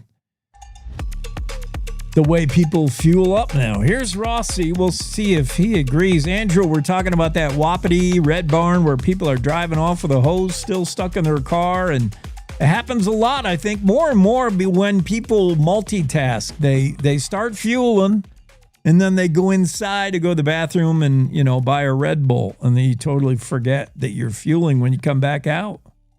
Well, that complicates the calculus, Jake, because Red Bull gives you wings. So they just assume they can fly off and they forget about the gas nozzle altogether. All right. It doesn't have to be Red Bull. And now Red Bull owes us money, by the way. That's advertising. No, it could be, whatever. You go take care of your business while you're, this wouldn't have been an incident 50 years ago when you had to stand there or you had a gas station attendant pump your gas. Now that you can leave it unattended, that creates I forgot what I was doing. And 4 incidents of people driving off with the gas hose. I'm glad they have built these so they break away safely. Yeah, 4 incidents this summer alone. Speaking to the owners, they said they usually got 1 to 2 per year, but now they've gotten 4 in a single season. It's a pandemic of breakaways. And yeah, they do have a really cool device now where the hose attaches at a certain point. So in anticipation of this thing happening, if there's a great force that would normally just rip the hose apart, instead it just breaks away at this one spot so it can be reattached. Now that does potentially save you the cost of having to replace the whole thing, but it's no guarantee. And they're still going to hit you for $300 at that Conoco in town in Cody if you drive off. It's got to be a little bit of something to reattach it.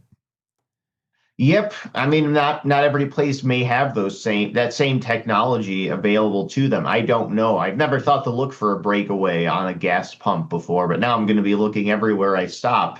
But it's a pretty big deal if it happens, especially if you don't report it. And that's the thing that the owners of the Red Barn were so miffed about, is that these people did it and they didn't stop in to say that they did it. They didn't alert anybody. They just put the nozzle back in its holder and drove off.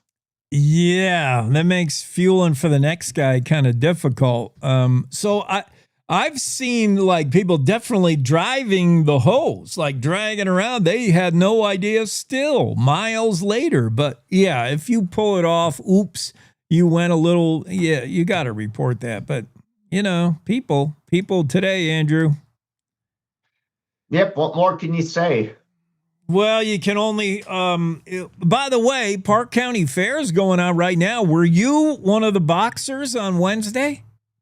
I'm not at liberty to say, but I mean, I think my pristine face probably gives it away. I was either very good or I was not there.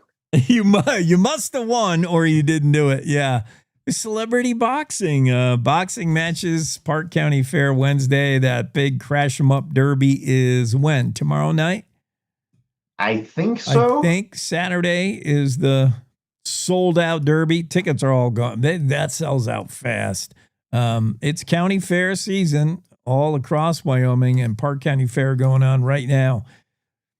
I talked to Jim McGagna the other day, and he's the Wyoming, Livestock Association. We discussed the cost of hay, challenges to ranchers right now, the drought, and the cost of hay is just out of sight. Yeah, it's a pretty big deal. I mean, talking to one person who lives in the area, he said when he first came out to Wyoming, hay was $100 per ton. Last year was $150 per ton. And this year, he just signed a deal where he's going to be getting hay from Bozeman for $310 per ton. And that's even on the lower side with what some people are starting to charge now, because it's just harder to find. It's been hard to grow. And for those people who have it, the demand is so high that the price is going up. Yeah, we're hearing from a lot of local producers in Wyoming, just maybe a one-cut season where sometimes you can get 3 cuts out of your hay or your grass hay or your alfalfa field. Locally, 1 cut maybe, so we got to go elsewhere, and that brings in transportation costs. When you got to truck your hay in from Nebraska or Montana or wherever, that paying a lot to keep those cows going. And it's a cost that many ranchers never factored into their calculus in terms of what they needed to do, because a lot of ranchers are accustomed to harvesting enough hay on their own property to feed their own animals, and anything extra they have can be sold or stored. But now a lot of these ranchers are having to consider how much of their budget they have to put into purchasing hay, and that includes coming from out of state, because a lot of the hay that Wyoming animals are eating now isn't from Wyoming. It was grown in Montana or Idaho or the Dakotas, and not Colorado, though, because Colorado is kind of absorbing the market on its own. But yeah, it's a serious problem as it stands, and it's one that's poised to get worse, and a lot worse, unless something changes. Well, all the Colorado hay farms have been turned into marijuana fields anyway, probably. Andrew, what are you doing this weekend? I'm actually going on a really exclusive tour in Newcastle to see some incredible petroglyphs, so hopefully I'll be able to share that story with everybody. Hey, that's pretty neat. All right. Well, let us know how that goes. We'll be looking for the Andrew Rossi byline, Newcastle petroglyphs. Keep that in mind. Andrew, thank you. Have a great weekend. You too, Jake. Cowboy State Daily Show on a finally Friday. Andrew Rossi with a story about folks driving off with that gas pump still, the hose still in their car. Maybe like driving clean off and down the road, or maybe just, oops, I pulled it out of the pump. And it's been happening more and more. And the cost of hay, you don't want to know. If you have to ask, you can't afford it. Let's see what's going on in the world of rodeo. The Western Ag Network and the Rodeo Road Show. Will, has he finally gotten to Cheyenne Frontier Days? I hope. It's the Rodeo Road Show on the Western Ag Network. Hi, everybody. I'm Will Rasmussen from Lewistown, Montana, and the Central Montana Fair and Rodeo. Today, Travor Johnson, the reigning Resist All Rookie of the Year in the steer wrestling, and he just won the title at the NFR Open in the steer wrestling to put him in the top 25 in the world. We'll talk about that rodeo and his year coming up. This is Rachel Gable at Western Ag Network. Ag news can be heavy, and making a living in this industry can really be challenging. We understand. If you or someone you know needs a mental health resource, the Agri-Stress Helpline has trained folks answering calls and texts to 833-897-2474. We're proud you turned to us for your ag news, and we want to remind you just how valuable you are. Be careful, and don't forget to check your cows, check your fields, and check your neighbors. You work hard raising America's beef. Now get rewarded with Superior Livestock. Consign your cattle to the Bighorn Classic Video Auction August 17th through the 21st in Sheridan, Wyoming, and live online. Superior comes to your ranch, showcases your cattle to the nation's largest buyer base, and delivers true price discovery through competitive bidding. Call 800-422-2117. Contact your local Superior rep or visit superiorlivestock.com. But don't wait. The consignment deadline is July 31st. Yeah, that's why it's such a good rodeo, is because you can just win so much in your set. and then you're not going against as many guys. And so you get to the finals and, make a good run and you can win a pile of money. So it's a big rodeo. And, after the fourth run, especially if you didn't have the best fourth to, really get things rolling. Is it fair to say that the year wasn't going quite as well as you had hoped? I saw you win Redding, California. I was there, Okeechobee, Florida. Were you disappointed in your year, or talk about the year? Yeah, we went out to Florida, I guess, in February, and that was the first time I've been to Florida. So me and my buddy Bodie, Spring, Jaden, and Peyton Houghton went out there, and it was a fun trip. But we did some winning, but we kind of got back home and reset a little bit, and kind of got into the summer run. Started off, okay. Had a decent first couple weeks in June, and then the fourth run was, for our whole rig, it wasn't good. So we just tried to keep the pedal down, and here we are. Trevor Johnson from Washington, the reigning Resistol Rookie of the Year, rodeoed intercollegiately from Montana State. On the Rodeo Roadshow, I'm Will Rasmussen on the Western Ag Network. Cowboy State Daily is all about Wyoming. All it takes is one visit, cowboystatedaily.com. Well, thanks for joining us on this Friday, halfway through the show. We got to take a pause for the cause. It's top of the hour news. We'll rejoin right after.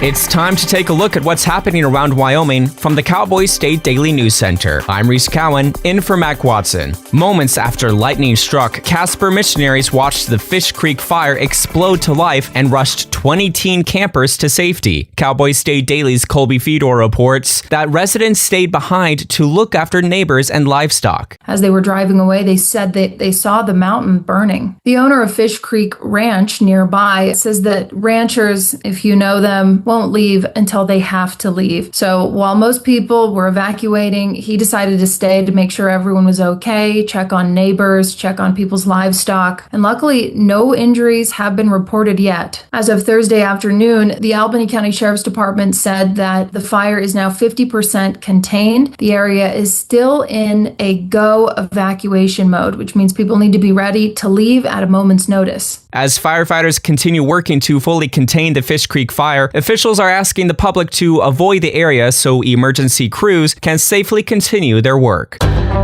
Interior Secretary Doug Burgum said Thursday that he'll intervene in the Colorado River crisis if he has to. Cowboy State Daily's Greg Johnson reports Burgum tells Cowboy State Daily, quote, "We have 1/4 the water and 4 times the people." The Colorado River crisis is just getting worse. It's been going on for decades with feuding between the 7 states that share the water from the Colorado River. And they've kind of come to a headwaters, so to speak, especially this year when they've had a record warm winter, record low snowpack in the upper basin states like us here in Wyoming. It really is a complicated dilemma on how all these 7 states can work it out because each state wants what they want. The interesting thing here is there's a deadline for these states to come up with a solution on their own. Burgum said, quote, "When the water was divided up in 1922, there were 16 million acre-feet of water available from the Colorado River. This year, there's only 3.5 million available, which increases pressure from lower basin states for the upper basin, which includes Wyoming, to release more water." I'll be back with more news from the Cowboy State Daily News Center right after this. This spring and summer, everyone can do their part to keep motorcycles safe on the roads. Motorcyclists, be sure to wear high visibility gear, and drivers, look twice and save a life.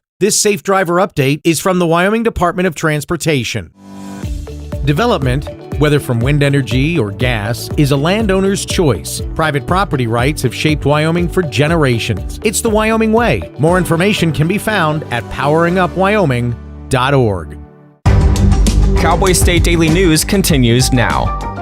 Teton County rancher Frank Chapman dropped out of the 10-candidate race for the Republican nomination in Wyoming's U.S. House race on Thursday. Cowboy State Daily's Claire McFarland reports that Chapman told Cowboy State Daily that there's too much clutter in that crowded race. There are 10 Republican candidates in this primary race. One of them will move on to the general, meaning a person with just a sliver over 10% could have won the primary and arguably the general in this red state. And so on Thursday morning, Frank Chapman announced that he's dropping out of the race. He has loaned himself about $1 million in the race. He had spent closer to around $600,000 as of July 1st. And he said, this is cluttered. It's hard to get your message across in this field. And this doesn't seem like a good use of anyone's money. Chapman tells Cowboy State Daily he may run for office again if the people wish it.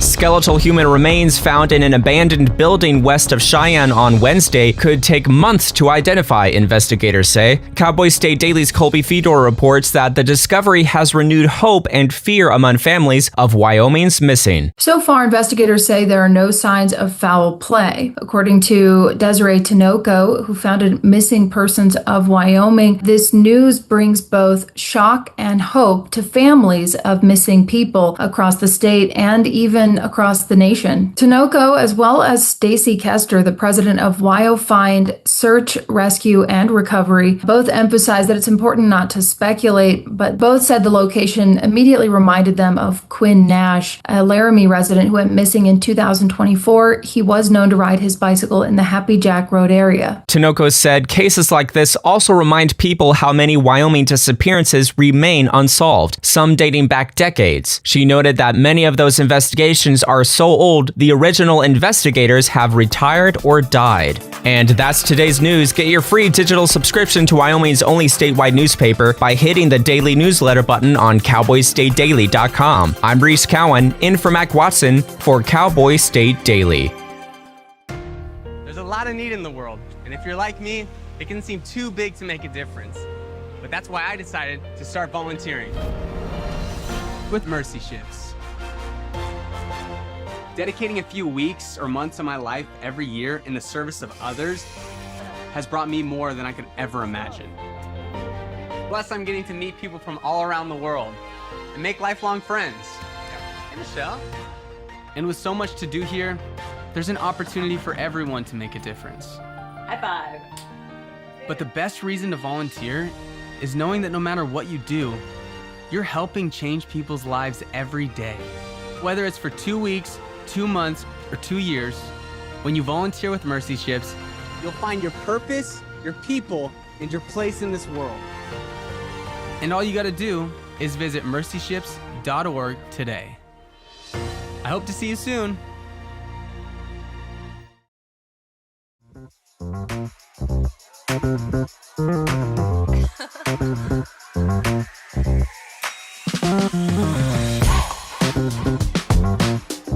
It's Friday, so that means it's Bill Sniffin on the Cowboy State Daily Show. Bill, how's your Friday rolling?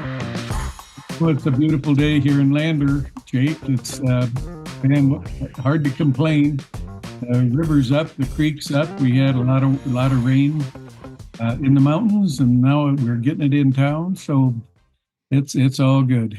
Things are very green, and the temperatures are reasonable. So I've got very little to complain about except politics, man. I tell you, we can talk about politics. It's like we're headed into the ninth inning of the last game of the World Series or something. It's these are the fun times. These are times when all of a sudden you can pontificate, and actually what you're talking about is real stuff. So we're at a great time. And what do you want to talk about, Jake? I'm full of ideas for you. Yeah, we're less than a month away from primary, August 18th, 3 days into early election. You can cast early voting, and I think the business of the day is this one race we have talked about a lot, and your latest column concentrates a lot on it.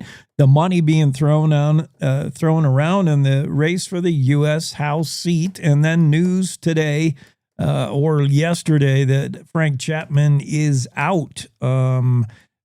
just a crowded field for Frank, and reading between the lines, him saying that he just felt like he couldn't make a message heard in all the noise of the primary race. To me, I can't spend as much as these guys. Steve Freeze came into the race after Frank Chapman, and I think he was the game changer for at least Frank. Frank's like, I'm out.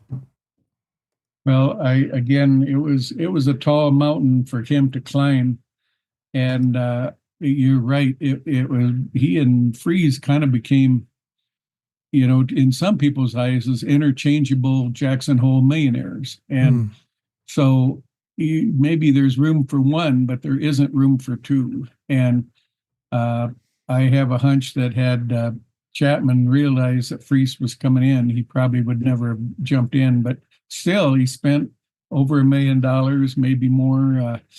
It's crazy, but I enjoyed listening to you talk to Dave Simpson, my old buddy, fellow columnist. I appreciated him counting all those flyers. I try to count them and save them, and my wife throws them away.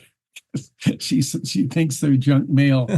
I've got a story, though, to tell you about how an election, I think, turned on those mailer cards. It cost $100,000 a piece to mail, and they're very ubiquitous now. I mean, we all see them. But in 2010, we had a really spirited governor's race in the primary. It was, in fact, the presumed front runner was either Colin Simpson, Al Simpson's son up in Cody, hell of a good guy, or Rita Meyer, one of the most capable women ever to do anything in Wyoming. Rita is just unbelievable. She's just, if you ever spent time with Rita Meyer, you said, holy smokes, I've just been educated. That's a really savvy gal. And then there was the young U.S. attorney, Matt Mead, and then, of course, a real veteran with a huge political family, Ron Michaeli. Now, let me tell you, when you look at a group like that, you're saying, well, it's, Simpson has the pedigree. Michaeli has the a hell of a lot of Western Wyoming contacts. And then, of course, Rita was just a tremendous business leader. And then here is Matt. And it was towards the end of the race, and two things happened. One is Matt spent, I think, about $1 million on those mailers. All of a sudden, everybody in Wyoming was getting 1 or 2 mailers a week from Matt Mead, and this was very unusual. I mean, it was not unusual to send out 1 or 2 maybe, but to get 1 or 2 a week. And then the other thing that happened is about 10,000 Democrats and independents crossed over and voted for Mead, thinking he was the moderate in that group, not realizing that he would end up being very conservative. he never for 5 minutes ended up being the liberal moderate governor that all these people thought. But he won with I think he only had like 20-some thousand votes. I mean, it was unbelievable. And I think 105,000 people voted in that primary. So when you look at a field like that, to me, that's a little bit similar to our House race today. You have a whole bunch of people in there, and there were 3 other people in that primary, by the way. But in this one, it's boiling down to 3 or 4 people. You've got Chuck Gray has always been the presumed front runner. You've got Jillian Balo, who may be the best qualified person. And now you have Steve Freeze coming up, running really hard. And then you've got, for comic relief, you've got Reed Rasner, who's already spent $2 million. Now, let me tell you, he's going to get some votes, and he's going to get a lot. I don't think it's possible for him to win, but he's provided comic relief. So I'm predicting this thing could be, you could win it with 20,000 votes. And I tell you what, it's that's what I call retail politics. But this whole thing with these statewide mailers, I think the real beginning of that was that 2010 primary, where all of a sudden Mead, who frankly up until 3 weeks before the election, I honestly would have most people would have picked him as third or fourth in that race. And on election night, there he was. He won, by the way, by 700 votes over Rita. Wow, made a late charge. I wonder if Rita and Simpson definitely split the vote. You know, people couldn't decide between them. Two very good candidates, and they split a lot of the vote. And Meade with those late ninth inning mailers. Interesting. And you said those mailers cost what? And this would be to mail to every single P.O. box or everybody in the state who gets mail. No, I've been told. Now, let me say this. I don't know. I've been told anywhere from 80 to 120,000, but they go to registered Republicans. Oh, they right. don't mail it to everybody, but they mail them to the registered Republicans. And I've been saying, I wish these folks would take that money and spend it with local media. At least the money would stay in the local towns. And right now I was in the media, forever. And right now I kind of wish I was again, because man, I tell you, there's some serious money to be made on, we used to call this Christmas in the middle of the summer, Yeah.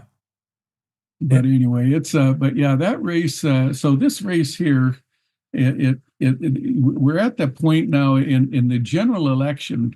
They have a thing they call the October surprise, and what that is some scandal or some revelation or somebody trips up and stumbles, and in Wyoming we kind of call it the July surprise, because we're headed towards the finish line, and but boy, and so far I haven't really seen it coming. But it'll be interesting, and it'll be interesting to see if there's some kind of a surge, and probably the one of the biggest X factors right now is I think Belo could very well get most of the crossover votes. And if she does, that's unbelievable. That could be 10 or 12,000 votes again. And so again, even though she's a little bit flying under the radar because she's being outspent 20-1, she's certainly capable. She's won 2 statewide races. She's, as I pointed out on your show before, she's the only woman running. Jillian's very competent. She'd do a great job representing us. And right now, if I were to bet, I got to tell you, I think Freese could pull this off. It's going to be very interesting. Whether it's your speculation that Belo could get crossover votes, I'm interested to see who gets the anti-Chuck Reed votes. There are going to be a significant amount of Republicans and definitely Democrats that anybody except, and it's going to be Chuck Gray and Reed Reisner. They're such lightning rods. There'll be an anti. I would think, maybe a Bo Beitman could be positioned for that. Like he's of the, if you have an anti-taste for Reisner and Gray, maybe a Beitman, maybe a Belo, as you speculate, and Steve could swoop in and fool us all with the money being spent, and he might be the anti Chuck and Reed vote, but there will be anti-votes, I think, here. Well, I'm not so sure. I totally agree with what you're saying. I think rather than an anti-vote, they just aren't going to vote for Chuck or Reed. They're just saying, sorry, if I ever was thinking of pulling that knob down, I would. But, let's give Chuck his due. Poor Chuck I always accuse him of being too sensitive. And I know Chuck pretty well, and he is sensitive. But boy, they pick on him something terrible. He's taking a bashing. Oh, yeah. He is. And he brings on some of it himself, but a lot of it I think is undeserved. I think he's one thing about Chuck. I think he's been very true to himself. I mean, what you see is what you're gonna get. Yeah. There's a whole bunch of folks in this state that are in lockstep with him, and if he gets 25,000 votes, it's his. Yeah. But if his number is less than 20. I think Balo or Freese could sneak in there and take that. Bo Beitman, by the way, I think is a fantastic candidate and a wonderful public servant for Wyoming. Yes. In fact, he's never ran a statewide race. I think is killing him right now. Plus, he doesn't seem to have the money to spend. And I've been in that spot back in 2002 when I ran. I was outspent 3 to 4 to 1, which was back then was a significant number. I can't imagine being outspent 20 to 1. Yeah. Bo is a safe, solid choice, but he's just getting lost in the wash that is money, that is headlines day to day between, Chuck and Reed going at it. But, if you want to cast a vote and be relatively assured your elected is not going to fool you, is not going to change coats, is going to, Chuck Gray, if the one thing is Chuck is going to be Chuck. I mean, you're assured of that. Well, that is totally true. And another difference too is, we've got a couple really no names running, and that David Geralt and the Christensen guy. Man, those guys are quality guys. Yeah. I mean, I'll tell you, back in the day, we had people like Al Hamburg and John Self and people that were just names. Honest to God, they didn't know anything, and they were just. But those two guys especially have impressed me, and I hope that their feelings don't get hurt, because I don't think they're going to get many votes. But I hope they come back around and learn from this race and get involved. They may want to get involved in more local politics. Maybe we need people like that in the legislature and on the county commissioners and city councils and. So there's some real quality people in this race, and again, it's been one for the ages. I actually called it batshit crazy in one of my columns. I said it in all the races I've covered in 50 some years. I think it's the craziest one.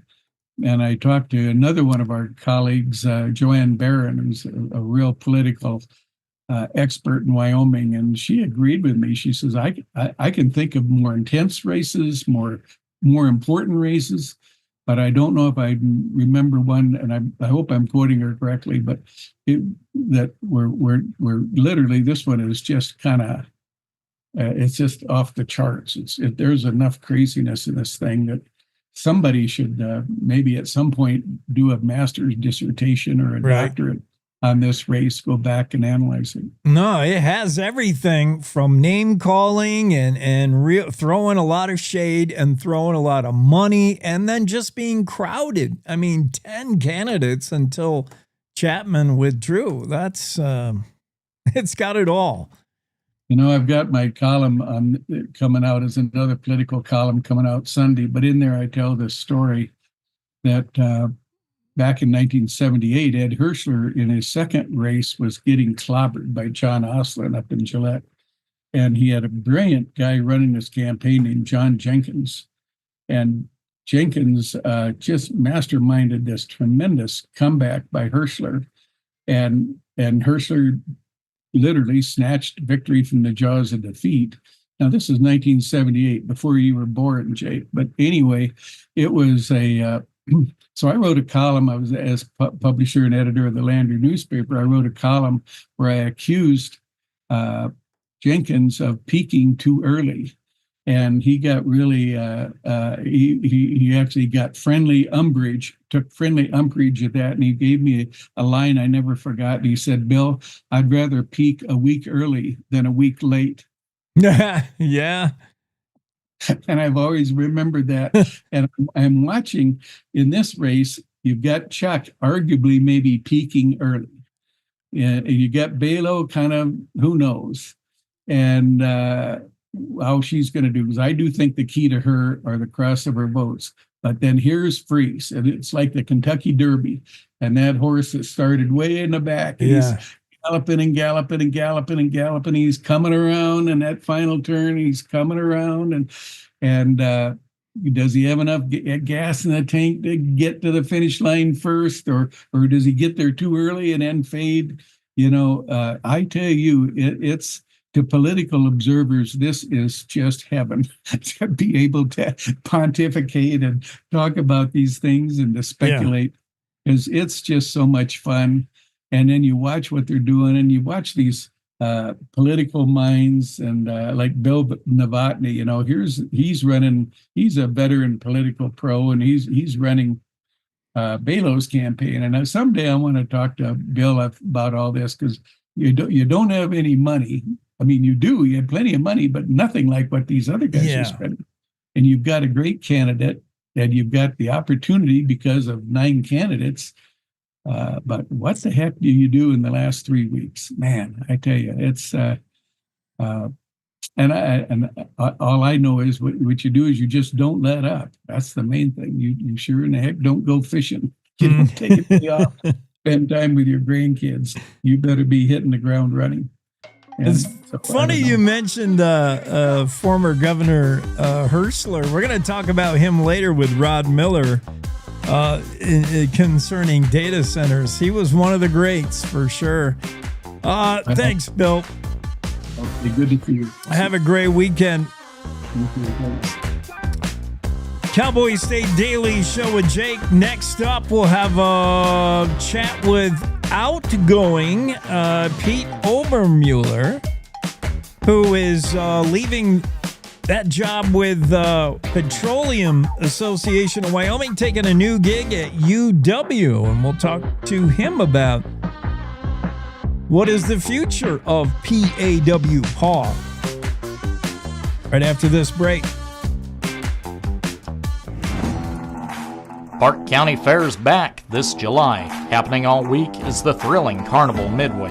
Tuesday's the Muddy Mess with pig mud wrestling. Get ready to rumble for boxing on Wednesday. Pull yourself to the grounds for Thursday's truck and tractor pulls. Friday's the fast-paced figure 8 race. And as always, Saturday's the sellout Demolition Derby. Tickets are on sale now, and we'll see you at the 100th Fair on patented land.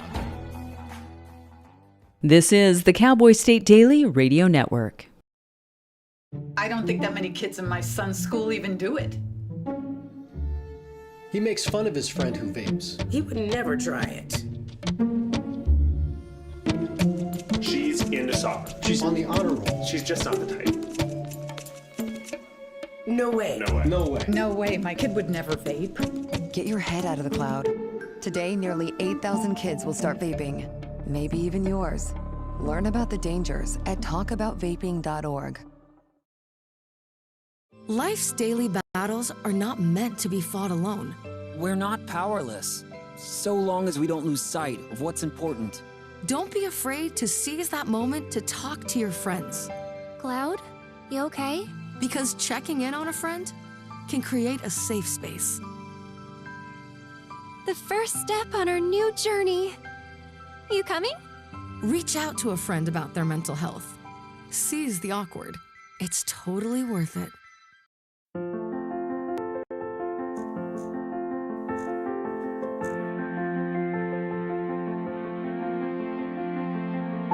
There are a lot of words I would use to describe my daughter.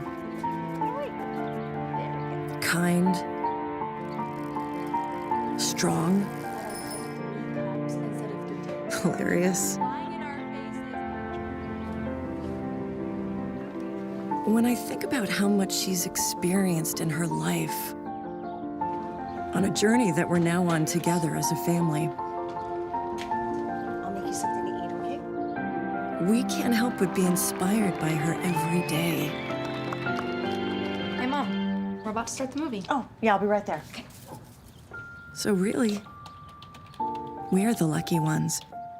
Learn about adopting a teen from foster care. You can't imagine the reward. Visit adoptuskids.org.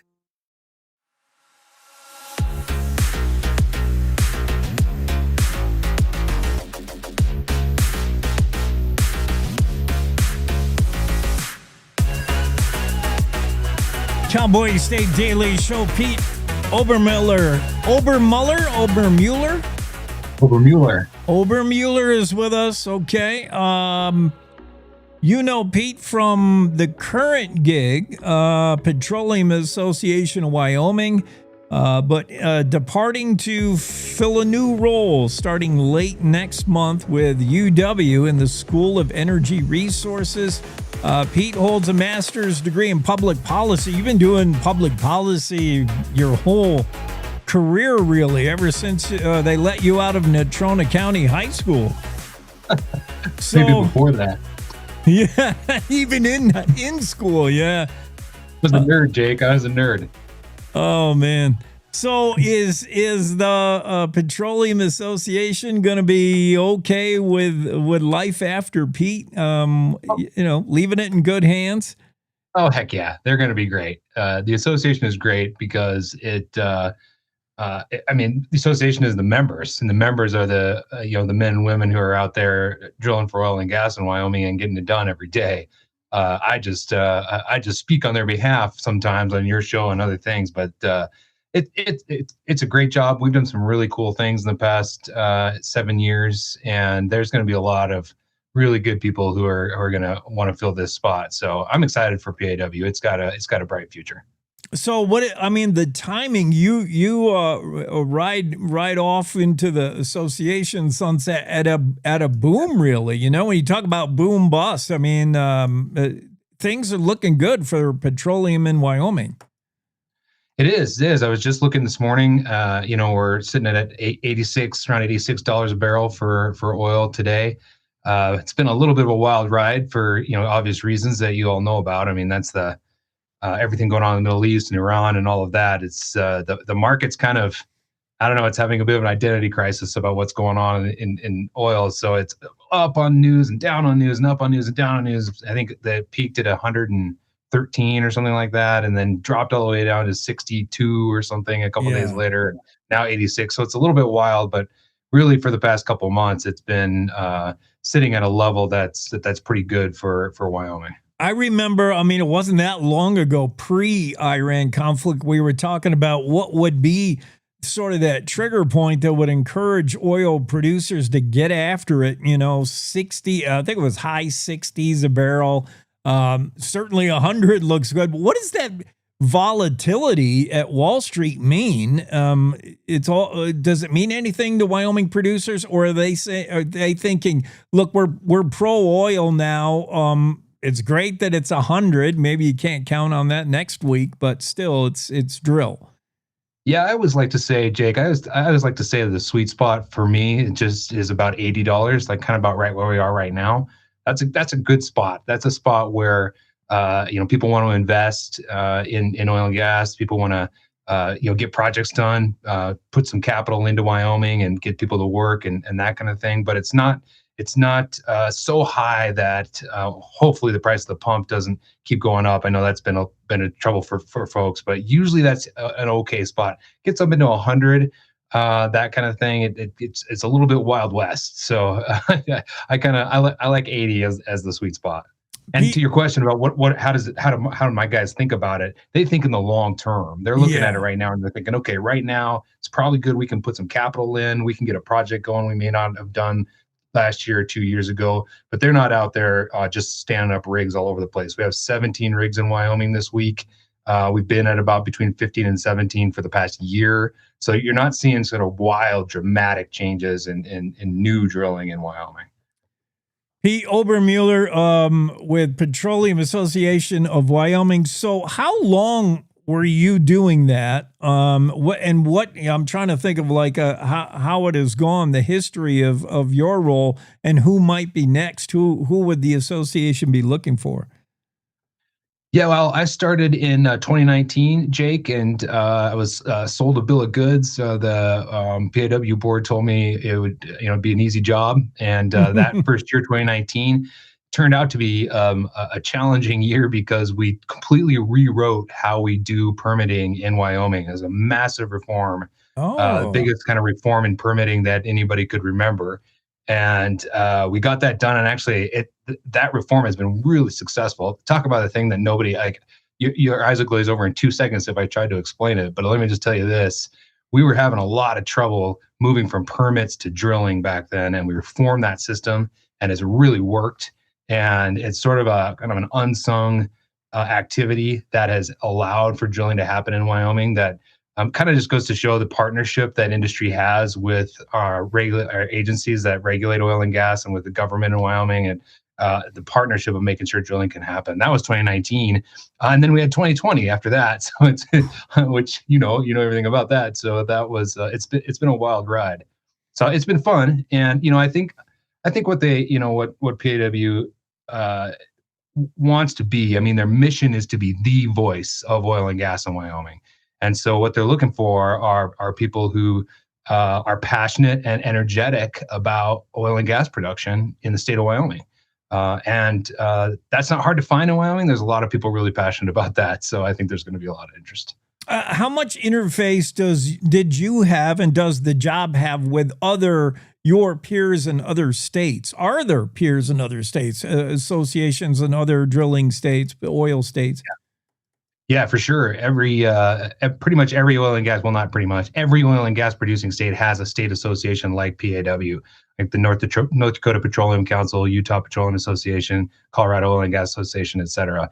And we work really, really well together, especially the Rocky Mountain states, because a lot of the operators work in all of our states, a lot of cross-pollination between industry in these states. And so the associations try to get the biggest bang for the buck by learning from each other, looking out for each other in terms of what's happening in each other's legislatures. And in fact, PAW just joined with the Utah and the Colorado Association to do a joint conference to help it be, a little bigger, and also just, relieve our members from having to go to 3 different meetings. Everybody can come to one, and we can just get a lot of better synergies that way. Pete, if you were to tell the next person coming in to take your job, and assuming you were going to be honest, unlike how you got it in 2019, is there anything on the horizon similar to the permitting reform you saw right off the bat? Anything else like that coming down the road you can't really tell, or what? Yeah, I mean, I think I was just kidding about that, by the way. Yeah. But the trouble with federal permitting and federal land ownership in Wyoming, we've talked about this before, Jake. You know this. I mean, it's about 2/3 of Wyoming's subsurface is owned by the federal government. So they're basically in charge of what happens in Wyoming as it relates to oil and gas or coal or uranium or any energy production whatsoever. And that job is is nonstop. It's kind of like a campaign war room. Like, you have to have your foot on the gas, working with the federal government, no matter who's in charge, no matter who the president is, and those swing back and forth, as you know, like crazy, and that requires a lot of effort and a lot of time and a lot of kind of frustration. And the next director is going to have to be ready and willing to take that on every single day. What does that job search look like? Are you part of that? I'm not. Which is probably good. I have a governing board. I have a 36-member governing board. That one of the things I'm really proud about at PAW, just a little aside, Jake, is a lot of those other states I mentioned. They have multiple oil and gas associations because the big guys and the little guys have some trouble getting along, and so they form 2 different associations. And Wyoming just has the one association that represents everybody, and I'm really proud of Wyoming's oil and gas industry in that they really look out for each other from all sizes. So we just have the one. So I have a really big board in order to represent everybody and all the interests. And the application is open. You can find it on our website, pawyo.org. It's open until the end of August, and then they'll start doing interviews at that point and pick the best person. P. Obermueller is off to the next chapter, which is School of Energy Resources at UW. We won't get too far out ahead of your skis, but what is that going to look like? You take over on August 31st. I would imagine at UW, I mean, we're going to be looking at certainly oil, but with more of an emphasis on research, innovation, things those college kids are working on. Yeah, SER it's a really cool place. I don't know how much people in Wyoming really know about it, but it's incredible. I'm excited for the job. Its mission is energy-driven economic development. So you mentioned research, and that's a big part of what SER does. But the whole goal of their research is what's called applied research. What that means is research that's just on the cusp of being able to be commercialized, put out into the market as a a new tool, a new technology, a new understanding and across all energy sectors of how to do it better, more efficient, get more product out of the ground, find the product in Wyoming. And so the amazing team of researchers and faculty over at SER are doing that part every day in partnership with industry to make all of Wyoming's energy resources better, more effective, et cetera, cheaper, more sustainable, et cetera. So it's much more than oil and gas. It's coal, it's uranium, it's geothermal, it's critical minerals, and then it's hydrogen, all sorts of other things that they look at over there and partner with industry to make better. SCR, taking it from the laboratory to the land, they've been good at that. They've made those connections with the private sector, but your public policy, I imagine, is going to help them shake hands with a whole new group of people. Well, I hope so. That's the goal anyway. Yeah, I think, I think one of the things I wanted to do when I came to PAW is I wanted to make sure that PAW was sort of the first stop for people who wanted to learn about oil and gas and be involved in oil and gas. And that's really what I want SER to be too, on a little bit upstream of that, of what's possible, what would be smart to invest in that we can really see a return on investment on if we just put a little bit of big brains on it and some practical research, et cetera. I want SER to be, people are thinking about, I've got a good idea. SER is where I'm going to go and ask about it and get the right people, the smart people to work on it with us. So that's my hope. Pete Obermueller spending time with us, leaving that position at Petroleum Association of Wyoming, headed to UW to work at SER. Hey, Pete, happy for you and excited for you. Thanks for coming on. Jake. Thanks for having me. It's really fun. We'll talk to you soon. All right.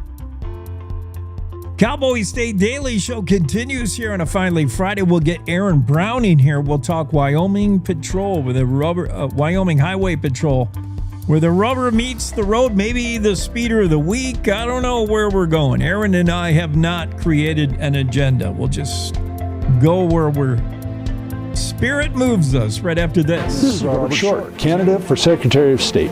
I've built businesses in Wyoming, served as an election judge, and worked diligently the past 11 years as a county commissioner to create collaborations and partnerships with stakeholders around our state and nation to benefit the people of Wyoming. As your next Secretary of State, you can count on me to put these skills to work for the benefit of you, the people of Wyoming. Vote Robert Short, Secretary of State. Visit shortforstate.com for more info, paid for by Short for State. You're listening to the Cowboy State Daily Radio Network.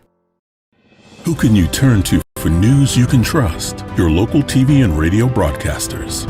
You trust us to keep you safe during times of crisis and to deliver the weather, sports, and entertainment you rely on every day. We bring you the facts you need to make decisions that matter. And as misinformation floods social media, you can trust your local stations to deliver the truth. Text TV to 52886 and tell Congress you rely on your local stations for trusted news. You handle the healthcare, we'll handle the marketing. In need of a spark for marketing your medical practice? Loom Studio provides creative and strategic healthcare marketing that illuminates the path to bigger and better experiences for your business and your patients. We specialize in branding and design, social media, website design, SEO and SCM, not to mention content creation, public and media relations, and marketing metrics to ensure you're getting results. If you're looking to increase your patient engagement and retention, enhance your community impact, and streamline your marketing efforts, our team is ready to help you achieve your goals. Contact us today and learn more at loomstudio.com. I'm Chris Jakimick. I served in the United States Air Force and I deployed 3 times. So in 2017, I was serving as an Air Force First Sergeant. Our motto in that role is my job is people, everyone is my business. But unfortunately in that year, I would lose my own brother, Lance Corporal Adam Jakimick, to suicide. The majority of veteran suicides are from guns. I store my weapons securely, not only for myself, but for my family. My service never stops.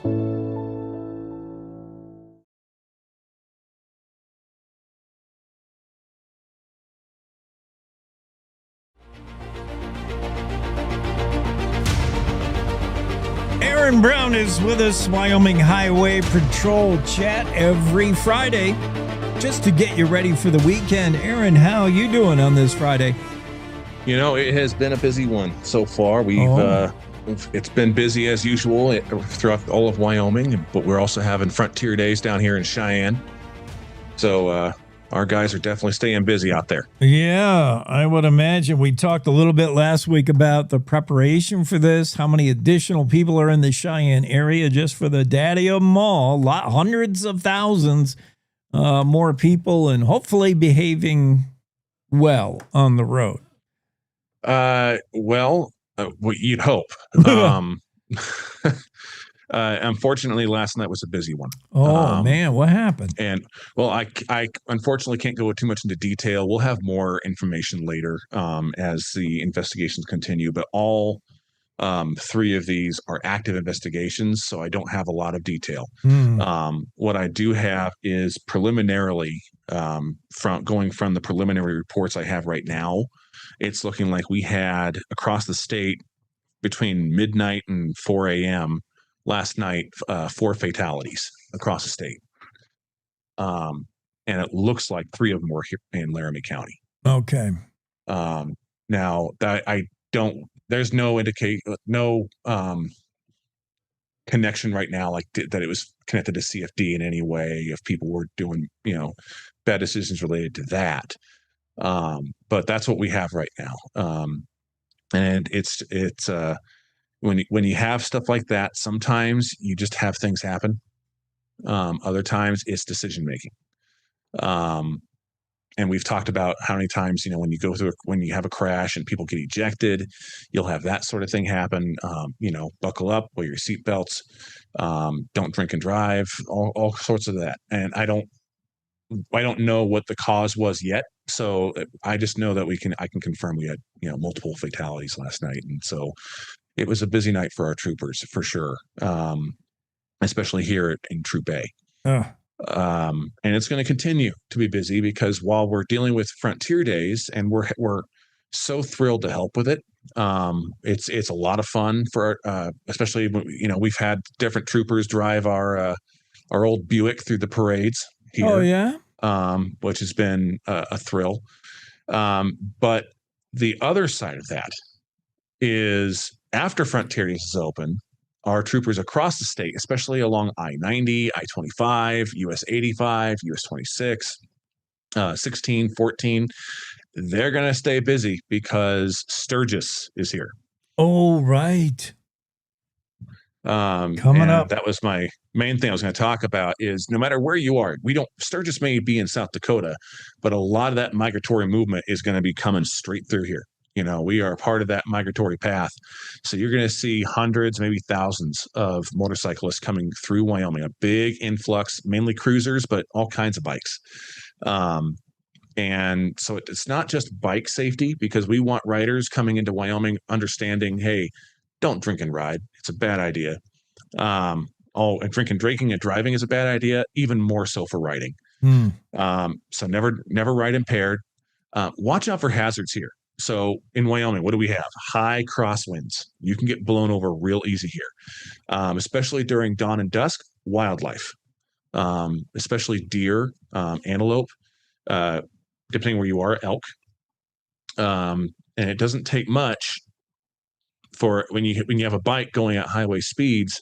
A guy in a car might say, "Well, I smoked a deer last night." Well, a deer will smoke you just as much on a bike. Yeah. The effects are felt way worse, whether it's wind or wildlife. You're getting it worse on a bike. I mean, there's no protection there.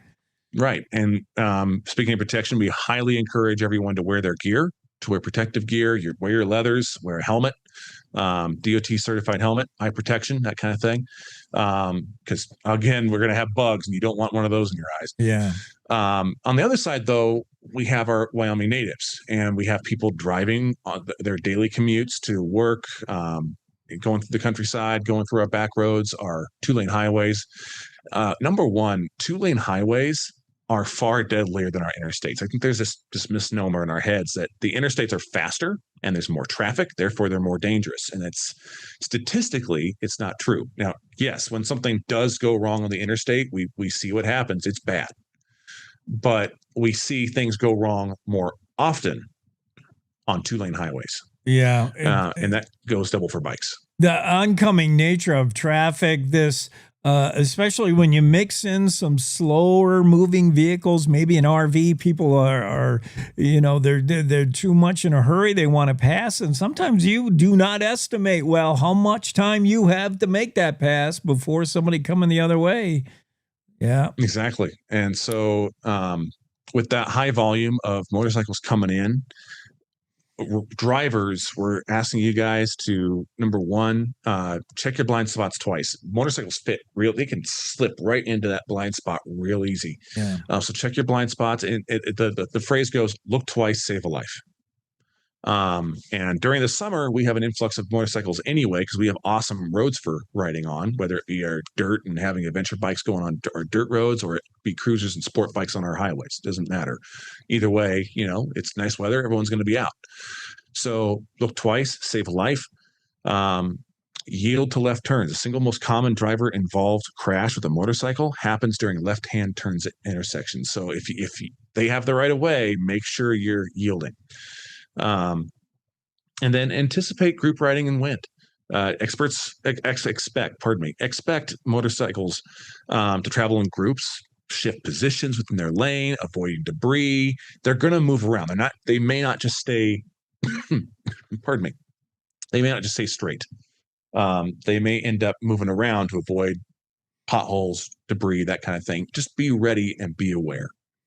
Yeah, similarly to, that one deer or elk crosses the road, expect the rest of the herd. Yeah, motorcycles moving in a group. That blind spot thing on motorcycles is for real. I've been reminded of it, not in my rear view mirror, in front, because my truck, they build in like a safety roll cage now on you. So the stanchion or whatever it's called, where the windshield gives way to your side, that is so thick on my truck, it could block an entire motorcyclist. Like I don't even see them off to my left or right.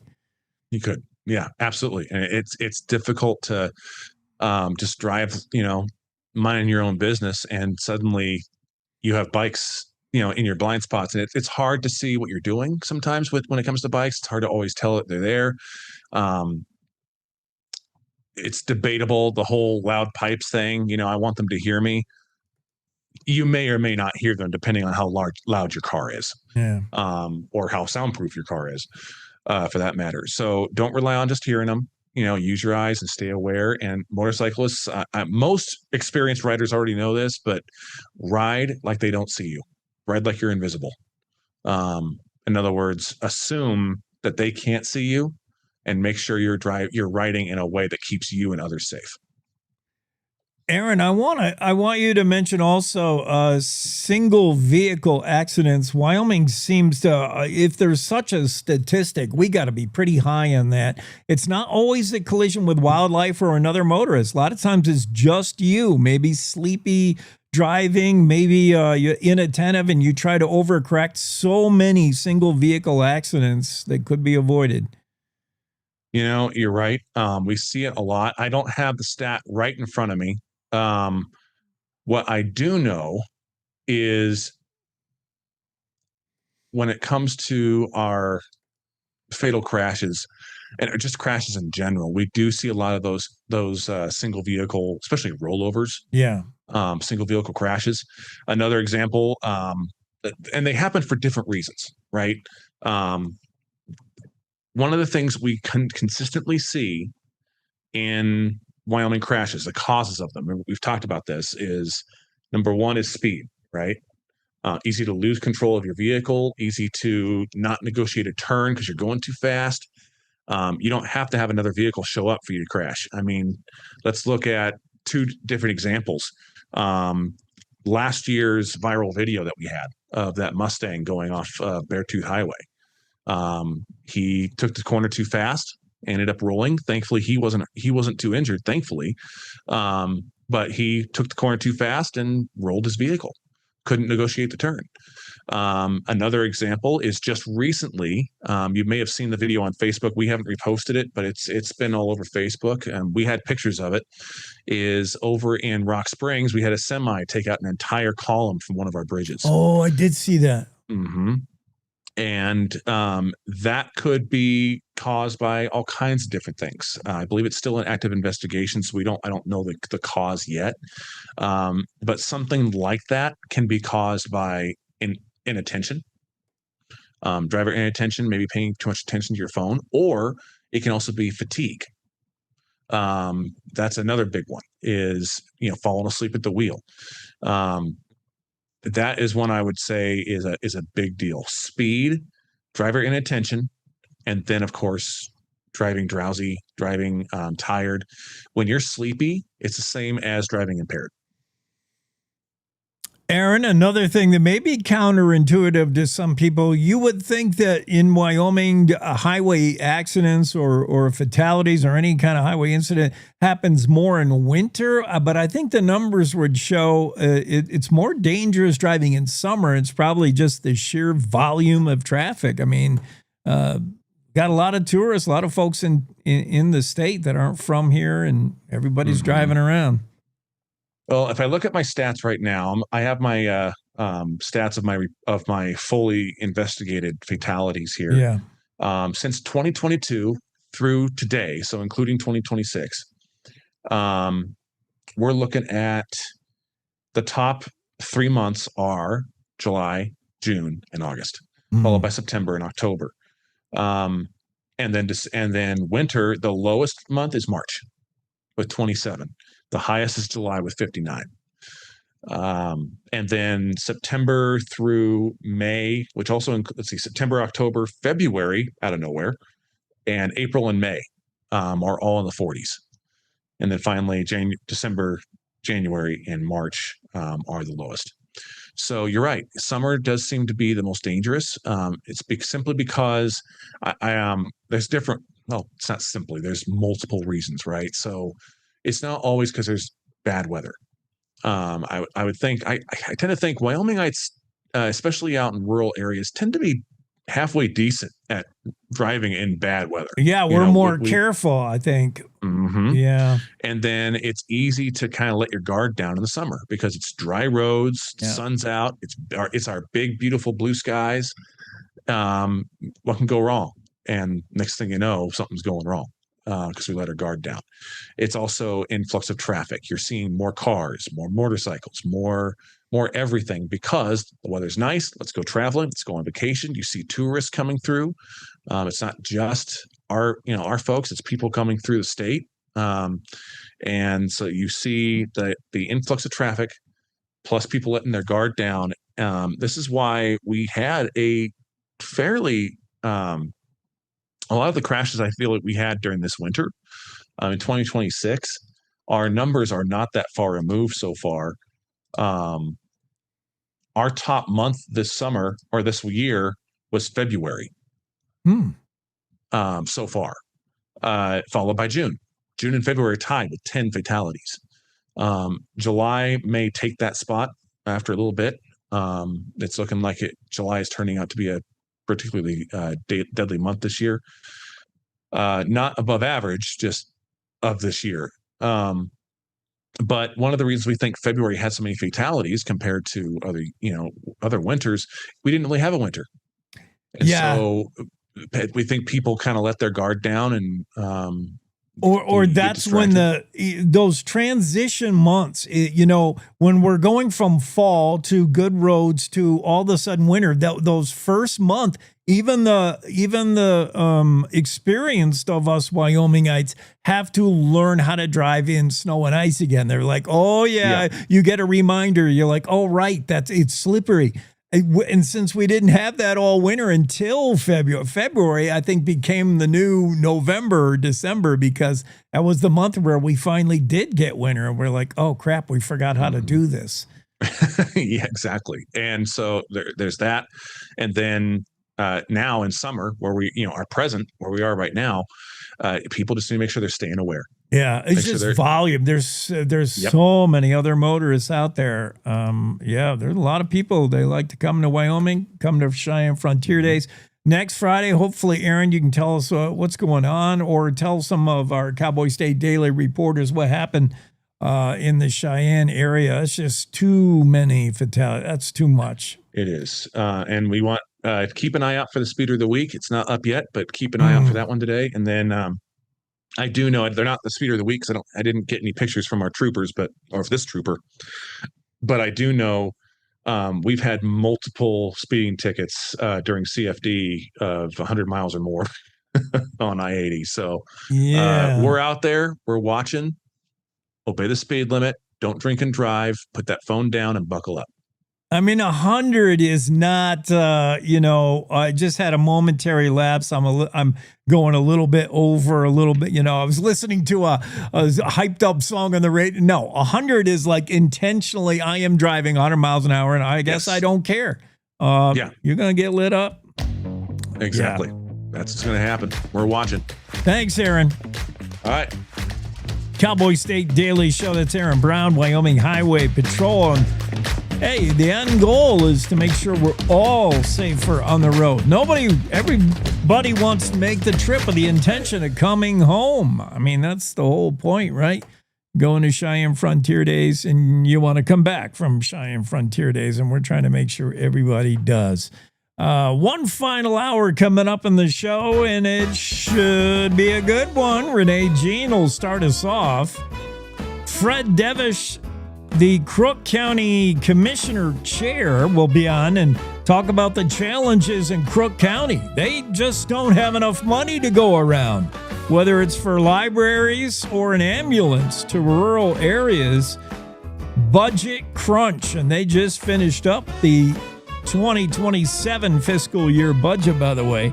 And Rod Miller will close the show. The final word before the weekend starts belongs to Rod Miller, as it should.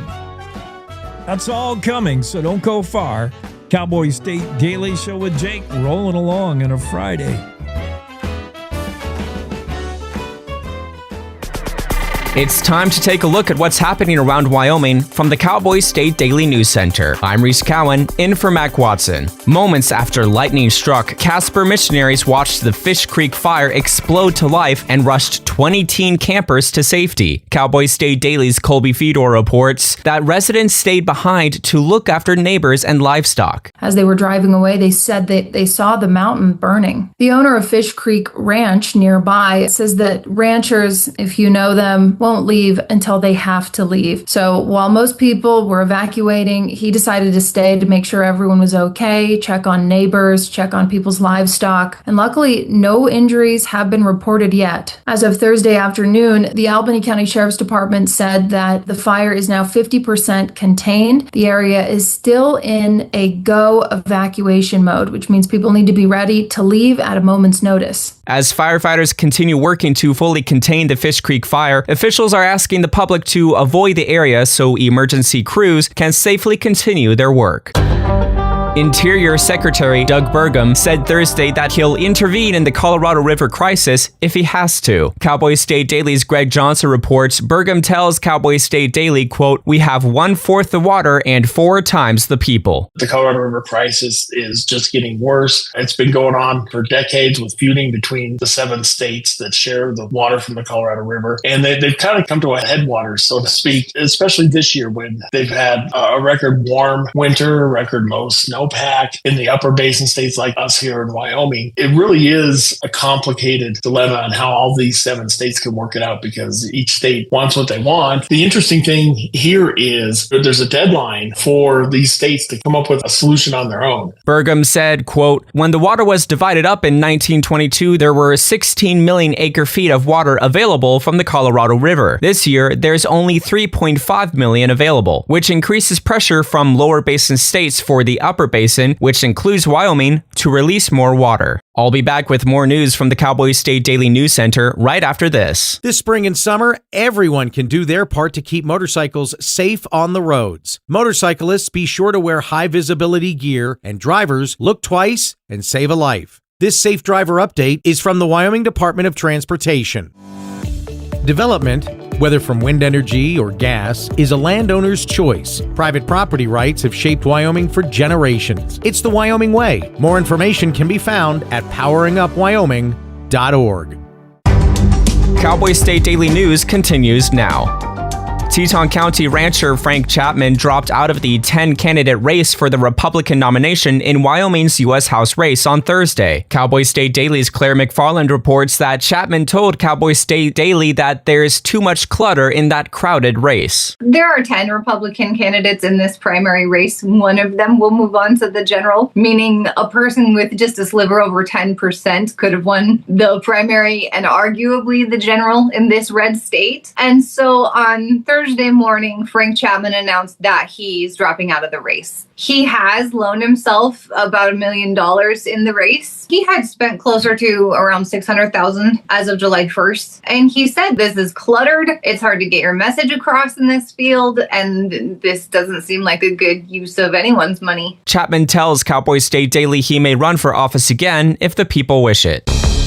Skeletal human remains found in an abandoned building west of Cheyenne on Wednesday could take months to identify, investigators say. Cowboy State Daily's Colby Fedor reports that the discovery has renewed hope and fear among families of Wyoming's missing. So far, investigators say there are no signs of foul play. According to Desiree Tinoco, who founded Missing Persons of Wyoming, this news brings both shock and hope to families of missing people across the state and even across the nation. Tinoco, as well as Stacy Kester, the president of WyoFind Search, Rescue, and Recovery, both emphasized that it's important not to speculate, but both said the location immediately reminded them of Quinn Nash, a Laramie resident who went missing in 2024. He was known to ride his bicycle in the Happy Jack Road area. Tinoco said cases like this also remind people how many Wyoming disappearances remain unsolved, some dating back decades. She noted that many of those investigations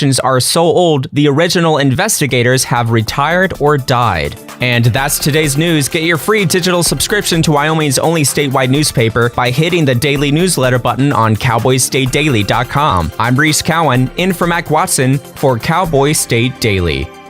For a Native American child living in poverty, opportunities are limited and filled with obstacles. Generational trauma, poverty, and a disconnect from their culture.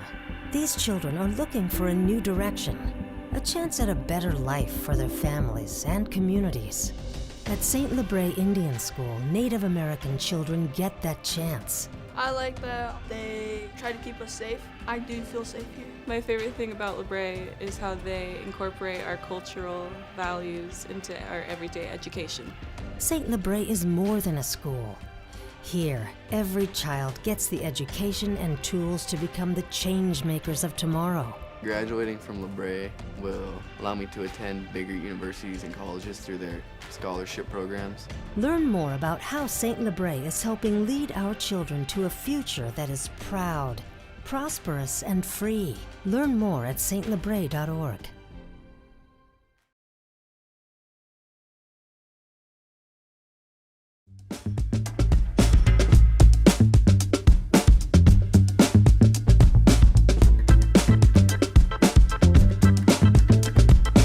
Well, thank you, Roger. Roger lets us know that the Goshen County Fair kicks off this weekend.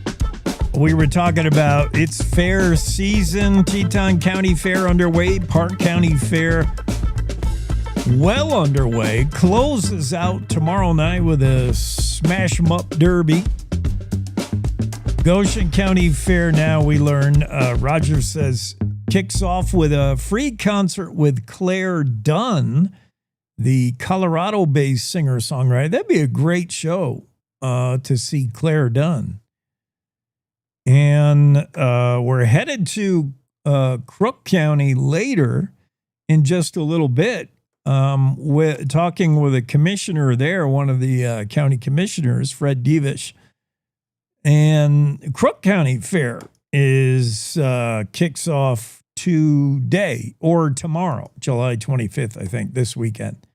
Yeah, July 25th through August 1st, the Crook County Fair. So it is county fair kind of time, right?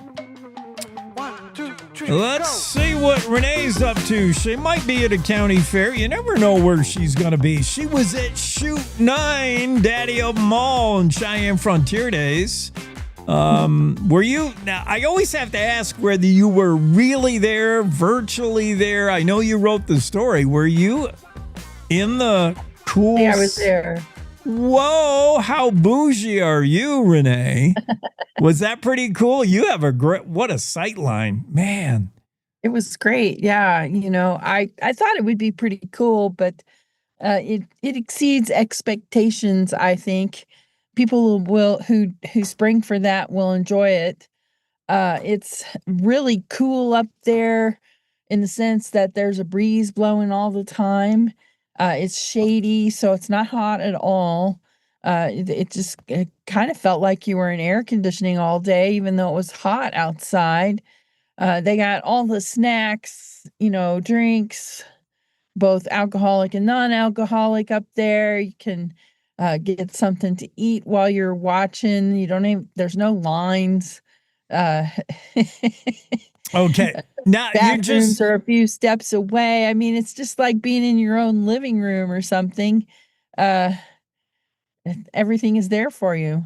You're just rubbing it in now, Renee. It's like somebody dropped your living room on top of Shoot 9. Well, we kept hearing months ago that this Shoot 9 was like nothing else. So I guess that's pretty cool. I saw Cheyenne Frontier Days. They had these misters going, right? Did you see that? Where they were like, oh, hot. Yeah, because it was so hot. Yeah.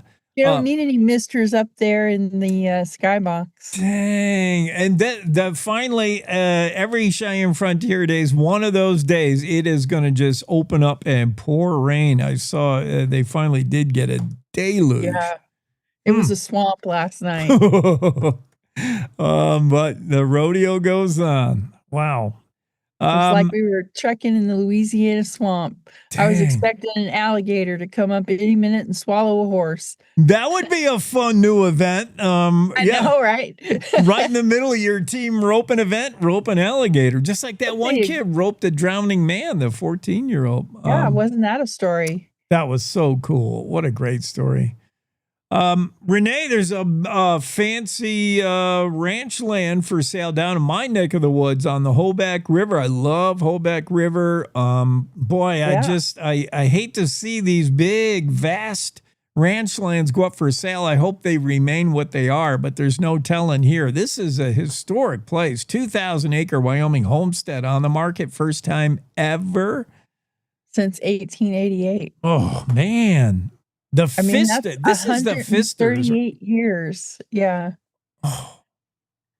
Well, once again, we have to pool our money. Can we get there? You, me, and... Well, I've been figuring this out, Jake. You, me, and 222 other people. If we can all get loans for $250,000 each, we could afford this place. And if you divide 2,000 acres up, that's 9 acres apiece. You have done the math, Renee. Yeah. Okay. So we can do this. You just need 222 more friends. Suddenly, this could work. I don't even have that many on the Facebooks. I could try. Get working on that, Jake. First time ever, 138-year-old homestead ranch just south of Bondurant. It's down in some really pretty country on the Hoback River. Good fishing, good ranching. Yeah. Yeah, I mean, 9 acres apiece, that's plenty to enjoy the wilderness. And we could make a little Cowboy State Daily commune. Some shared amenities and some cabins. And then all the rest is wilderness that we can enjoy. It sounds doable, but with that many people, you'd have to start up an HOA, and pretty soon we'd be at each other's throats. Somehow we would ruin it.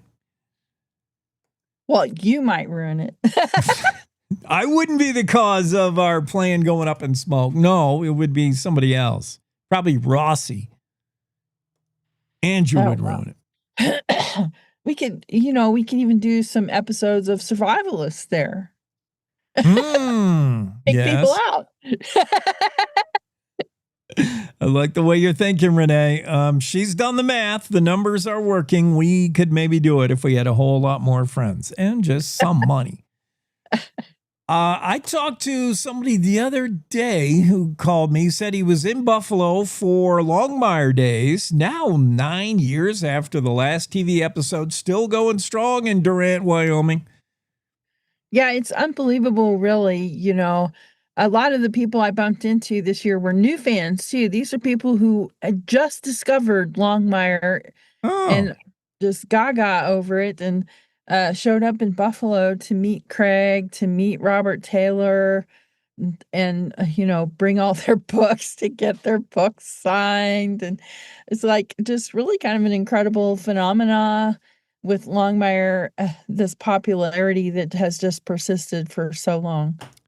Well, interest in the series, the book series, which again I have right behind me, every single one of them. That interest, I think, just keeps continuing to grow with every book sale. Yeah.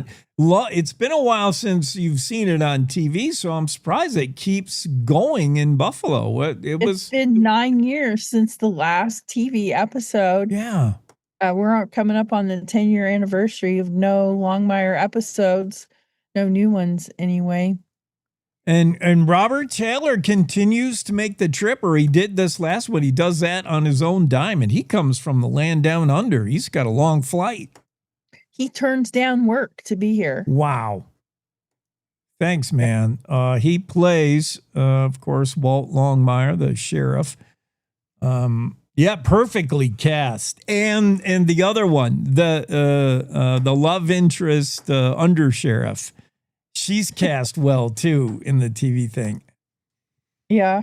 You're talking about Vic? Yeah, Vic Moretti. Yeah. Yeah. Ruby is always there. That's Walt's assistant.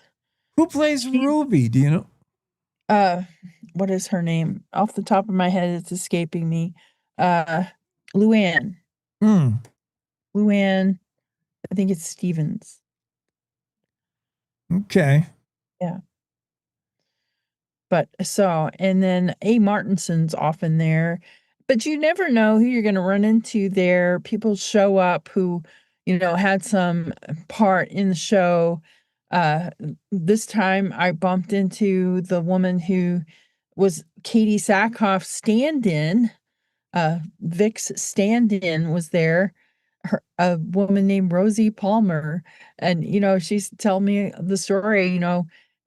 Every year she would arrange her schedule so that she would be available to be Katie Sackhoff's stand-in. She just loved this show so much. Aw, that's she got her first line in this show, so that brought her some residuals every year. She gets a check now. Yeah, just to get that one line for SAG-AFTRA. You go from extra to an actual credited role in the cast, and money. Yeah. Oh, that's neat. More money that way. Yeah, it was kind of cool. Well, that's my new hometown. I'll be over there in a couple of months, but I was there the week before Longmire Days, and it's already too busy for me. I couldn't get into the Busy Bee. They were full. We went in for breakfast, and they're like, we're full up. Oh, you were there? Yeah. Well, I didn't realize that. Not for Longmire Days, the week before. Oh, the week before. Okay. Yeah. I wouldn't. Longmire Days is too much for me. That's too many people. You're going to be going out of town during Longmire Days. Is that what you're telling me? Definitely. This is what I do in Jackson. I go out of town when it's the fair week. I go out of town when it's snowmobile hill climb. Any big event, I got to get out of here. Yeah, it's too much. But yeah, Busy Bee, that is busy all the time. It is often quite busy when I've been there in the summer. Mm-hmm. And I have to be willing to wait a little bit or take your food and go. Or you go, they said they direct you to the overflow over there at the bar. You have breakfast at the bar, but it's not the same. Well, it's not the same, but it's somewhere to sit and eat. I know. Picky. Well, yeah. I want small town, less people. Well, I mean, you could go move to Aladdin, or seriously, like Dayton, Ranchester. When I was looking in that whole area, Johnson County, Sheridan County, I was trying to find the smallest town there is that had no growth potential. But remember, I'm coming from, Shangri-La over here, where just trying to drive down the road, there's like a billion cars. What else is Renee working on? Cheyenne Frontier Days. It's all Cheyenne Frontier Days. Oh, yeah? Yeah. Okay. Yeah. You know who we had on the show the other day is the announcer of the rodeo, like the arena announcer. His voice, as soon as you hear it, you're like, oh, yeah, that's him. He was cool. Garrett. There you go. Yeah, Garrett, it was great. Just to hear his voice, just hear him say anything, it sounded like a rodeo. That was really neat. Yeah, they got the sound wired into that box up there, so it's like you're right down there in the arena with him. Yeah. If you want a close-up view, there are plenty of televisions around there too, so you can completely immerse yourself in what's going on. Dang, the Shoot 9 experience. It is all that, awesome. Says Renee. How about that Morning Star Native American Indian Village? Was that pretty cool? Yeah, I haven't had time to go over there and do that. We did have a pretty big story on that when it opened. So probably I will not go over there. Yeah. And do another because we just did one. Any night shows? Have you gone any concert tickets? I really haven't done the concert thing. I think tonight I'm going to wander around Cheyenne and check out the party scene. That sounds Renee. That's got Renee written all over it. Yeah. Cheyenne turns into a big party scene this week. Yeah. Lots of businesses that are busier than usual. And, Wednesday they really plan special things, go kind of over the top. I went to a cowboy luau Wednesday that had Polynesian fire dancers. Dang.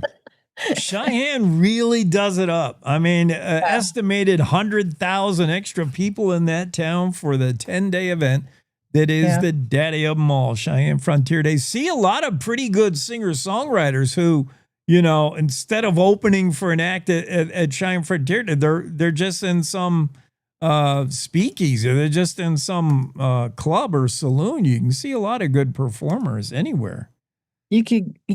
Tonight you can go hear Ned Ledoux sing his father's songs. The Bareback Jack tribute kicks off at Cheyenne.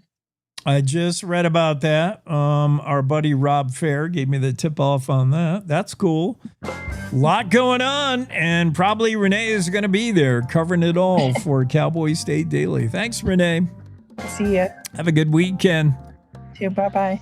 Cowboy State Daily's Renee Jean. She's got a whole mess of stories you better get reading, including a big old spread for sale, at least until Renee and I and our friends buy it. But right now, $59.5 million list for the 2,000-acre Wyoming homestead. First time it's ever appeared on the market since it was homesteaded in the 1880s.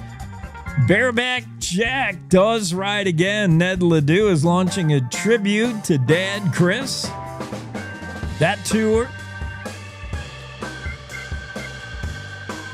And the new Skybox Shoot 9, it does deliver. Promised to be the best spot to take in a rodeo, and Renee confirms it sure is. What a view. What a cool luxury suite to take in Cheyenne Frontier Days from. Shoot 9 is all that. We'll take a break, coming right back with our Crook County Commissioner. We're headed to Crook County next. Stay with us. This is Robert Short, candidate for Secretary of State.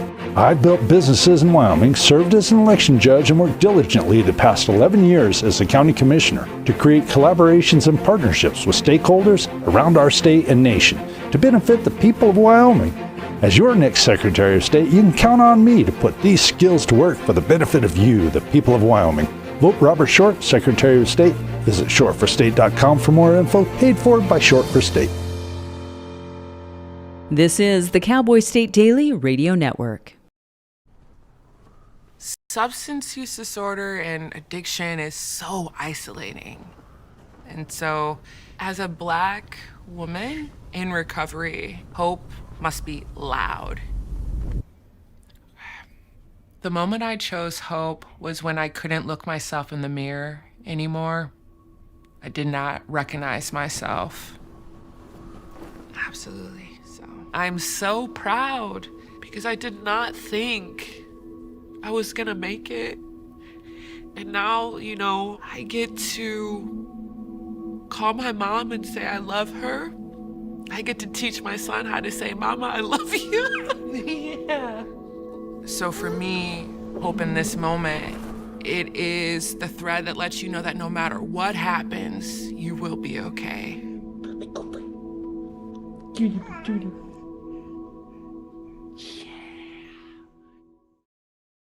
Nestled between Casper Mountain and the North Platte River, you'll find the heart of Wyoming. With a bustling downtown centered around our outdoor haven, Casper is for adventurers, freedom seekers, and rule breakers who find beauty off the beaten path. So if touchable history, a vibrant community, and uninterrupted outdoor recreation define your travel itinerary, allow us to welcome you to the one and only Casper, Wyoming. Plan your trip at visitcasper.com. All right, look at you taking the stairs. Who are you? We're your lungs. We are proud of you for quitting smoking, but you still may be at risk for lung cancer. A routine cancer scan can detect it early when it's more curable. Good to know. Well, I gotta go somewhere. So do we. Listen to your lungs. Get a routine screening that could save your life. Talk to your doctor and learn more at savedbythescan.org.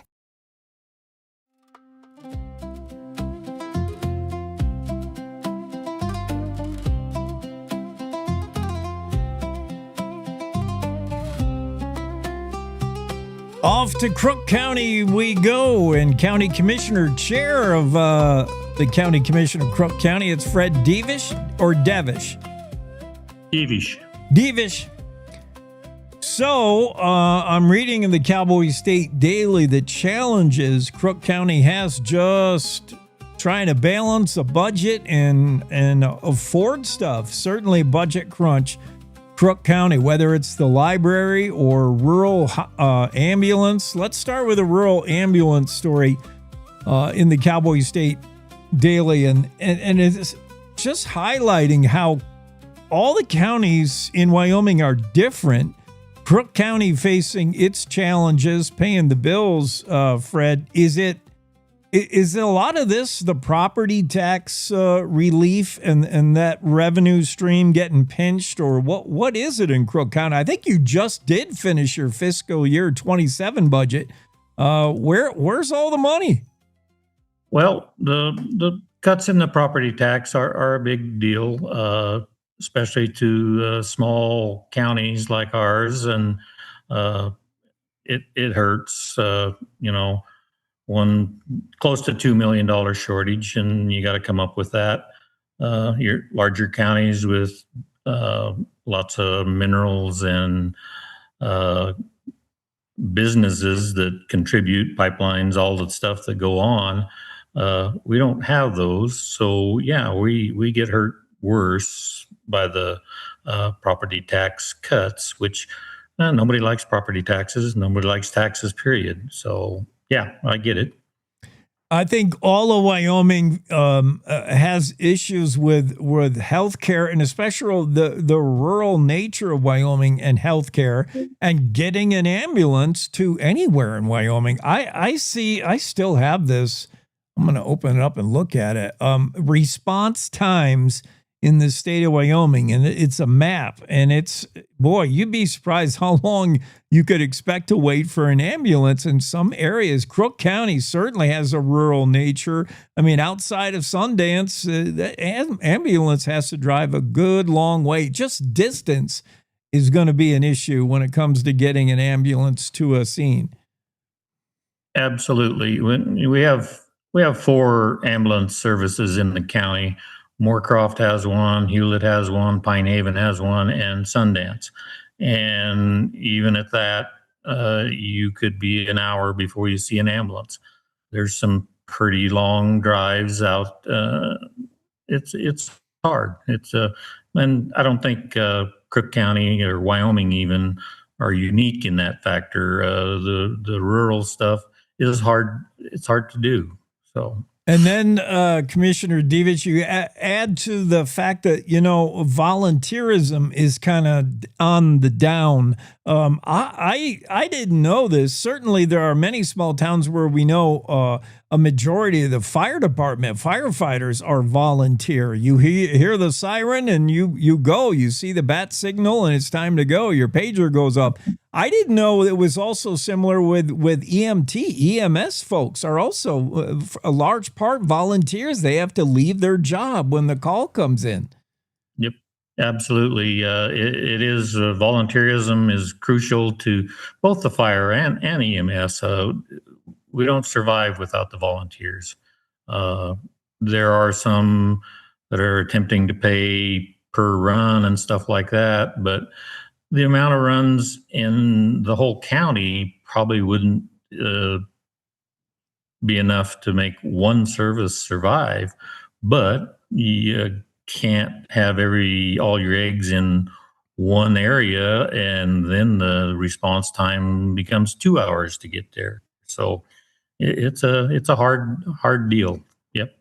So in paying for ambulance for Crook County, what might be a long-term solution? I mean, you can't pay for stuff without taxing people for it. I mean, nobody wants to hear that, but is a tax, could a mill levy be a long-term solution? How are you going to get an ambulance paid for in Crook County?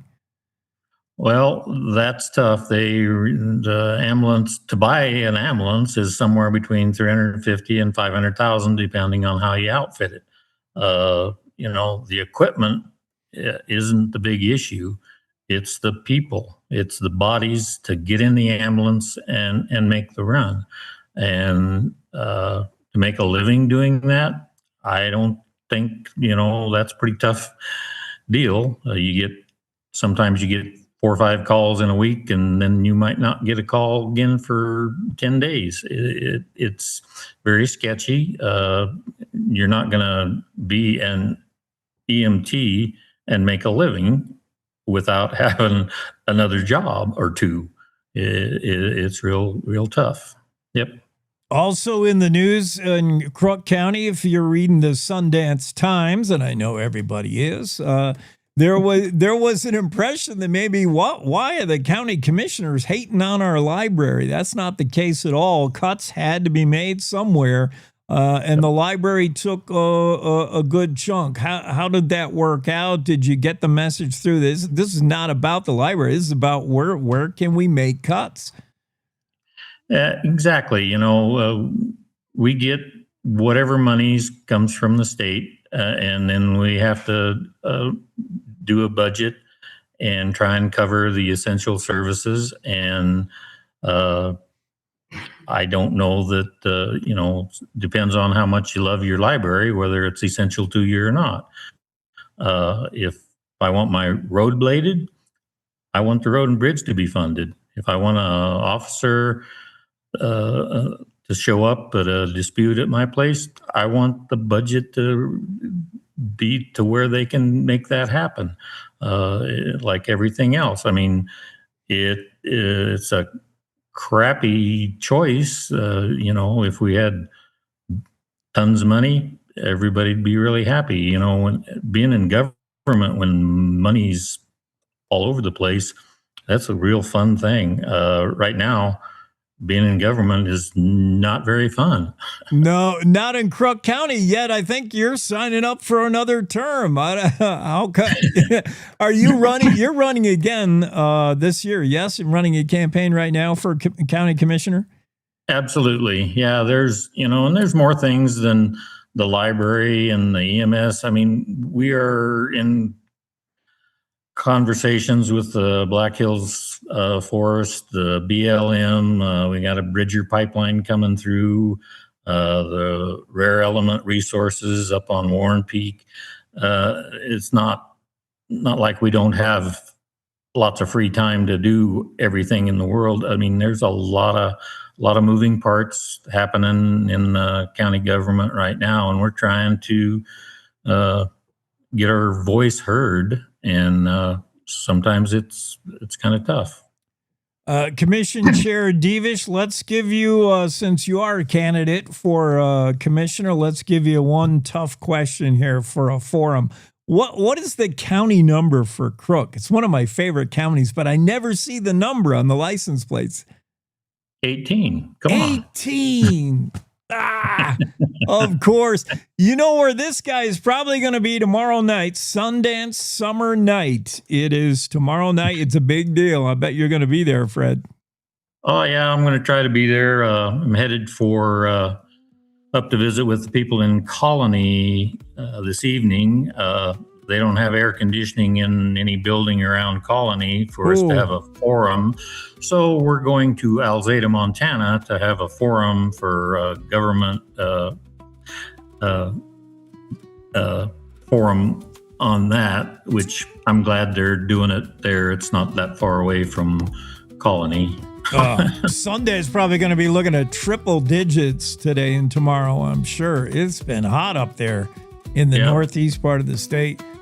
Thanks, Commissioner Devish, for being on. I appreciate it. Come on again. Let us know what's going on in Crook County. We don't have like a good dedicated correspondent to let us know what's going on in Sundance, Moorcroft, anywhere in Crook. We need to learn more.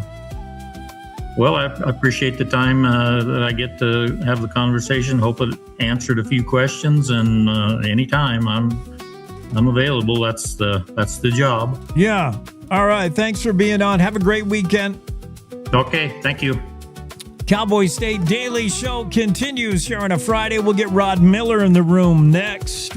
You don't want to miss that right after the final break. Are you still throwing money at boring advertising that nobody remembers? Cowboy State Daily Radio is where Wyoming talks, laughs, debates, and actually pays attention. Your customers are not only listening, they're talking about the news of the day. So why not put your business in the middle of the conversation? From sponsored interviews to powerhouse statewide campaigns, Cowboy State Daily Radio delivers your message with an exclusive Wyoming reach. Contact Piper Fenimore today at piper@cowboystatedaily.com. You're listening to the Cowboy State Daily Radio Network. Wyoming is a place of unlimited potential, a place that inspires us to dream.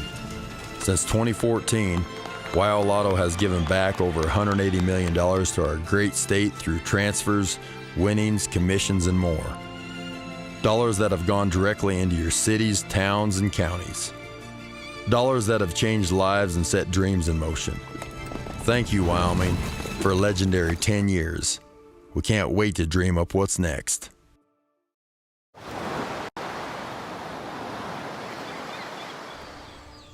Hear that? That's the sound of your life. Perfectly imperfect.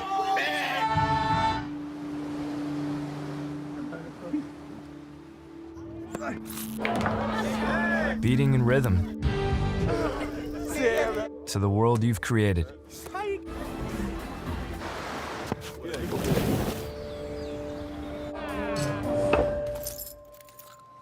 But every time you drive after drinking,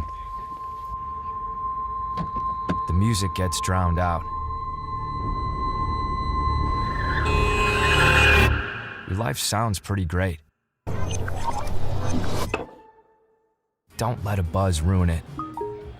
Buzzed driving is drunk driving. Don't drive buzzed. Whether it's our stories, the warmth of our laugh, or our family's secret sauce, we all bring something different to the table. So make some space. The power of connection is waiting right outside your comfort zone. Learn how you can help strengthen your community at belongingbeginswithus.org/team up.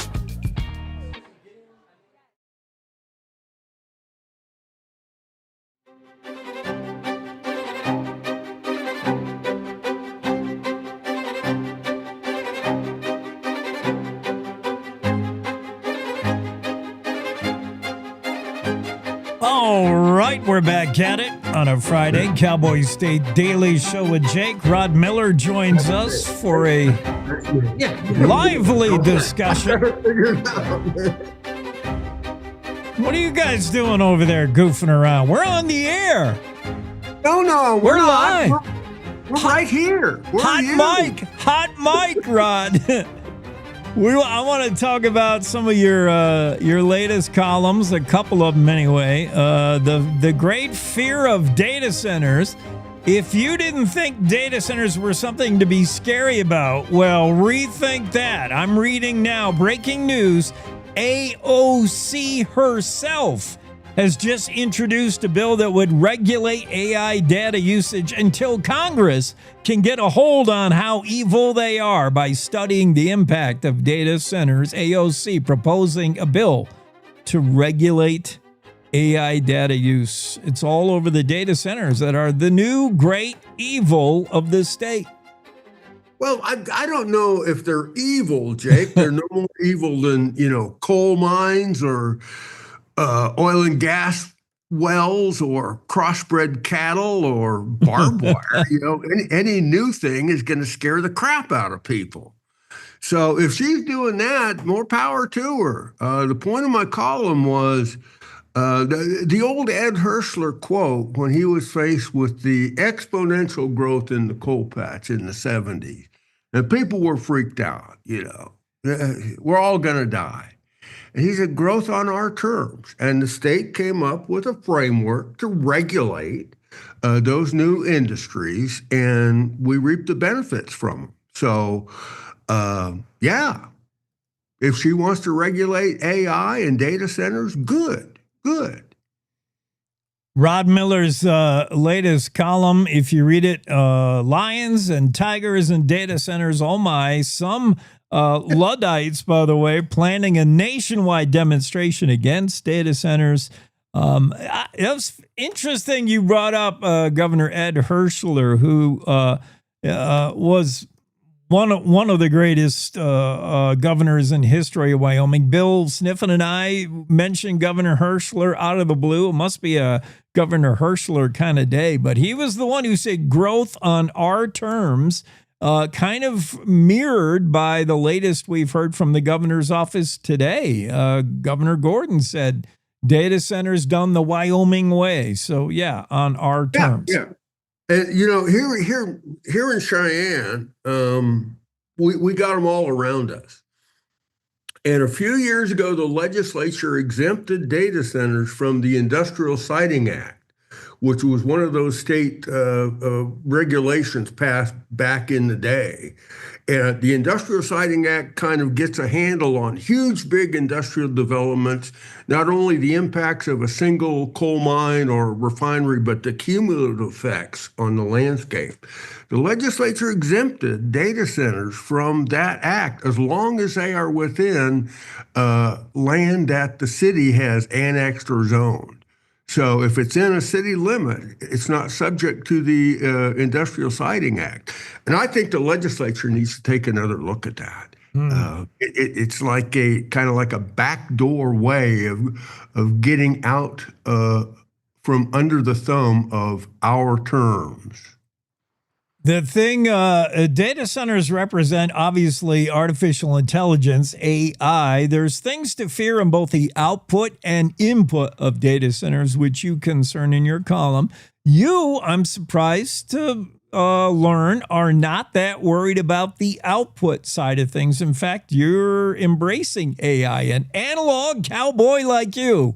AI, you're all right with AI. In fact, you had an AI go ahead and write a column for you one time when you wanted to take a week off. Yeah. And I don't think I billed Cowboy State Daily for that column. I didn't write invoicing. Fair. But Jake, without the output of data centers, without AI, artificial intelligence, you and I wouldn't be having this conversation. True. We wouldn't be calling each other on the phone. Yeah. We would be mailing questions and answers back to each other. All the things that happen on the internet are enabled or enhanced by artificial intelligence, no matter what anybody says, and you can't get away from it.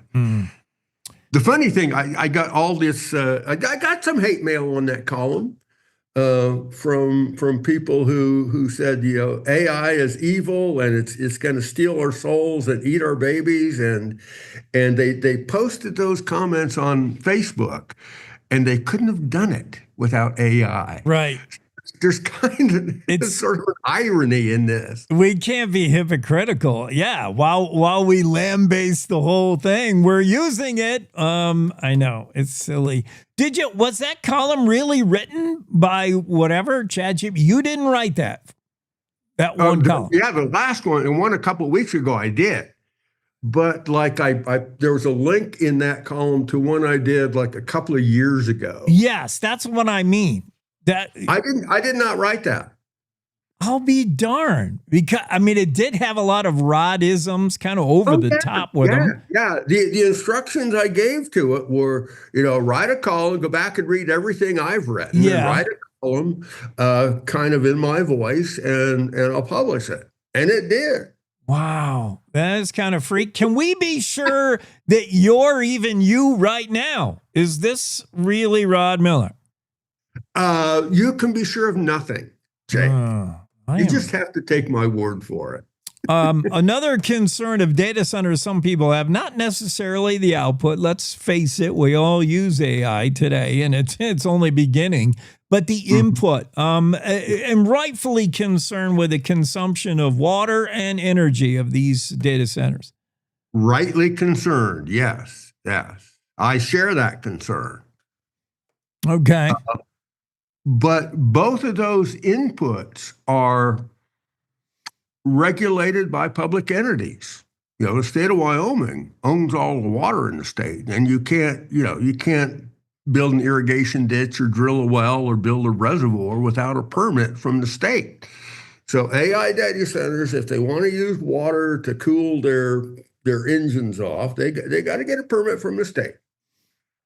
Same with power. That's all under the Public Service Commission. We have public entities in place who can regulate those inputs. And if data centers don't like our regulation of those inputs, then they can, they can go somewhere else. But they can't, because they're here because of the cool weather, just like the coal companies are here because of the coal under the Powder River. So. Yeah, it just happened to be where dinosaurs like to live a few million years ago and die. And just as Governor Hirschler held our hand and got us through the fear of energy and the fear of anything new, maybe today that same message applies. Growth on our terms. Maybe it would take some backbone to stand up to Meta and these big developers, because they're going to want everything that they want, and it's going to take. It took some backbone back in the 70s to stand up to Arch and Peabody and the coal companies. So it just takes backbone, man. That's kind of the essence of government. Well, it's the hardest thing to find in government anymore, but you hopefully. We can find that somewhere in our next governor. Who might be the next governor? You want to handicap that race? We got Barlow, Bien, Degenfelder running 1, 2, 3. That Barlow poll that showed it was Eric Barlow big in the lead, and then Megan Degenfelder and then Brent Bien. All three of those. It's probably will be close, don't you think? No. I think Barlow's going to win that race. Really? I can't argue with the numbers that his polling firm came up with. Right. He's ahead with 41% and 22% undecided or something like that. That mirrors what I'm hearing from the people I talk to out there. Informally, that's kind of the gut of people that I talk to out there. Is Barlow is doing a good enough job to win this race, despite Trump's endorsement of Degenfelder and the Freedom Caucus being all over Brent Bien. Barlow is on his 7th trip around Wyoming. going to the coffee houses and the county fairs and meeting people. And that's the way to do it in Wyoming. I'm convinced. Yeah. He is getting to every outhouse, hen house, you know what house. I mean, he was at the Pizza Ranch in Casper the other. He's at all these small, coffee shops, saloon, whatever it takes. He is getting out there. Yeah, and he's the only candidate doing that. Huh. If he wins, I'm going to do a column about the mileage he put on his pickup in this campaign and how many gallons of gas he burned and single-handedly supporting our oil and gas industry. He is, man. He really is. Every fill up at a time, one fill up at a time. Okay, let's go to. I love your column on Stetsons for Dummies. The how to wear a hat, when to wear a hat. It's good stuff.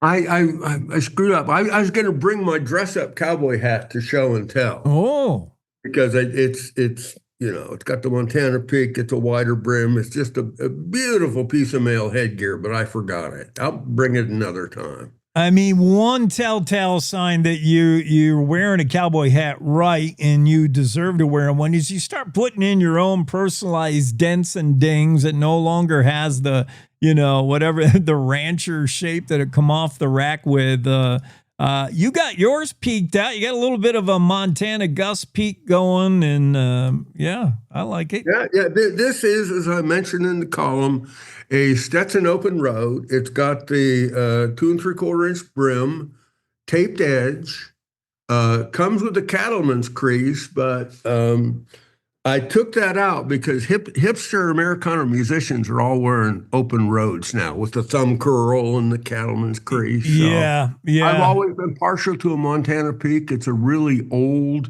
crease in a cowboy hat, and it kind of conceals my pointy head. Yeah, and the first thing I did to my off-the-rack Stetson, and I'm almost always going to go Stetson over Resistol. Not that there's anything against Resistol. I mean, Stetson's... They're the same thing today. Yeah.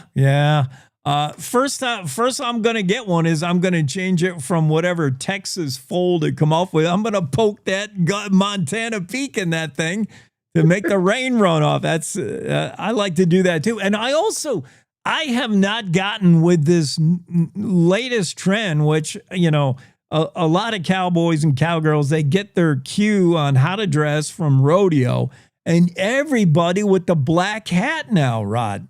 Silver belly used to be the hat. Now everybody going black hat. You want to fry your brains, okay.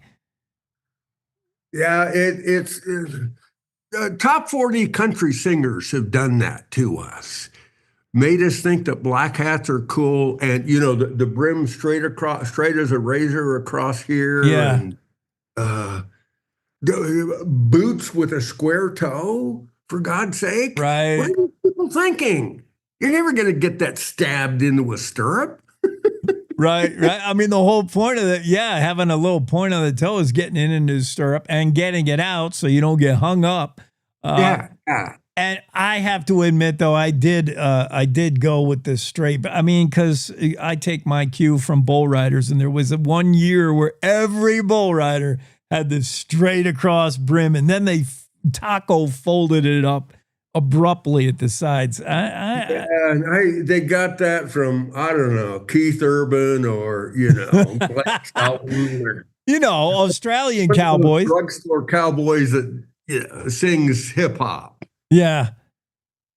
Well, certainly when you see anybody on the campaign trail boasting the cowboy hat, you got to be very careful about who deserves to wear it. As Rod Miller points out, better see a sweat stain in that thing. Better to know that you've used it as a tool, not a fashion statement.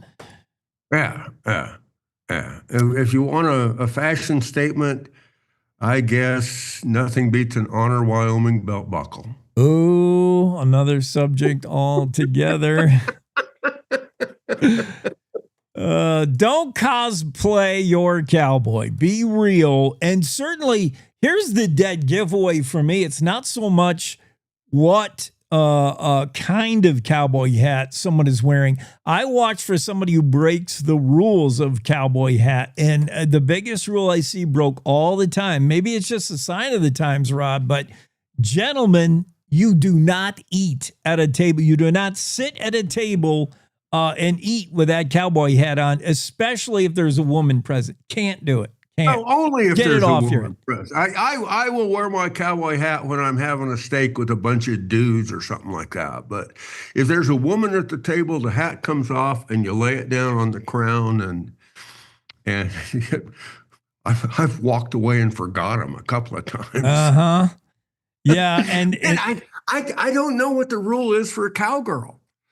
Is the rule the same for a cowgirl if she's dining with a lady? It's just, I don't think I've read that far into the cowboy hat manual to know. I think you just riff off the rules for ladies with headwear when the national anthem plays.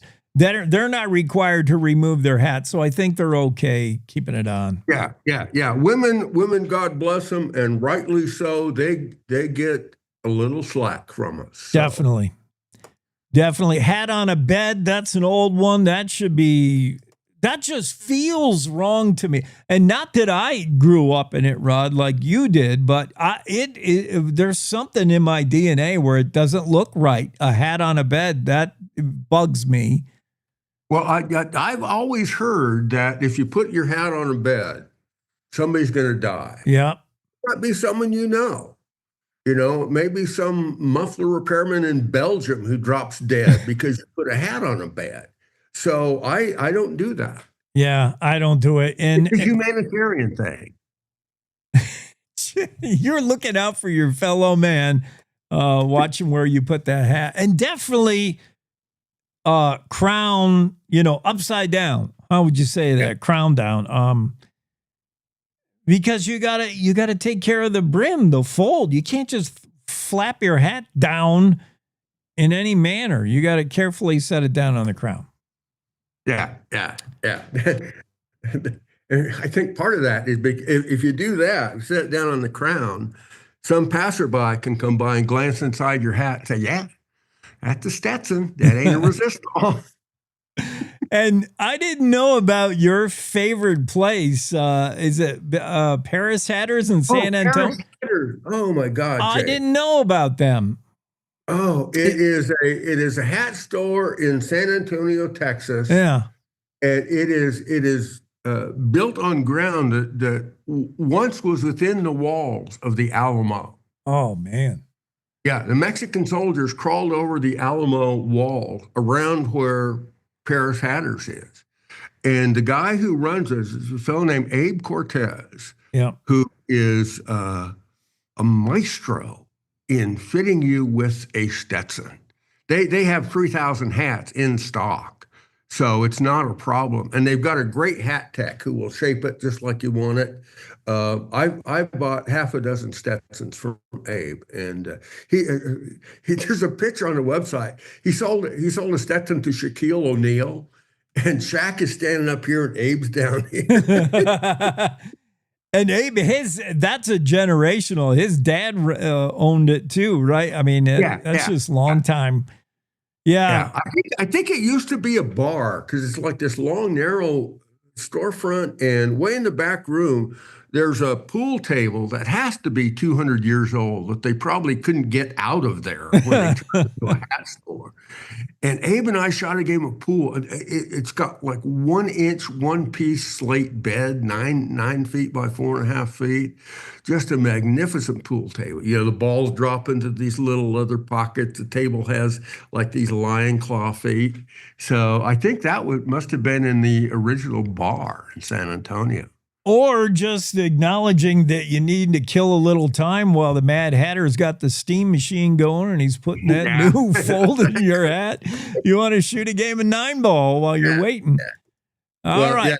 Yeah, I didn't get a penny for that, but I will pimp Paris Hatters any chance I get because they are so good. They know they owe us some advertising money now. Yeah. Okay, well, the things we've figured out, Rod and I, be careful you don't drink out of your dip cup. That's super important.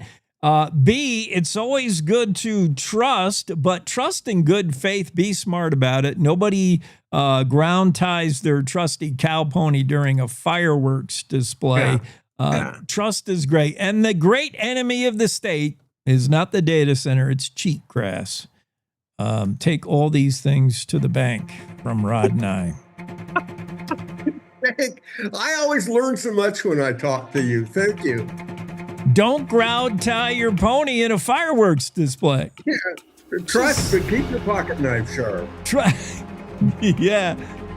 Thanks, man. Have a great weekend, Rod. You too, buddy. See ya. All right. Cowboy State Daily Show is, well, plumb wrapped up for a week. That's it. We're going to head for the weekend. Remember, Jeff has you covered tomorrow. Cowboy State Daily Show with Jeff on Saturdays. It's got a bit of a different vibe, a different feel to it, but it's kind of the same thing. You find it at the same places: Facebook Live, X Live, YouTube channel, Cowboy State Daily website, homepage, and of course, Jeff's on radio stations all over the place, just like us, just like this show. Run it back whenever you're ready. We're in an on-demand world, right? If it doesn't fit into your time schedule, you download the podcast wherever you find your favorite podcast, the Cowboy State Daily Show with Jeff and Jake. We'll see you Monday. Have a great weekend, y'all.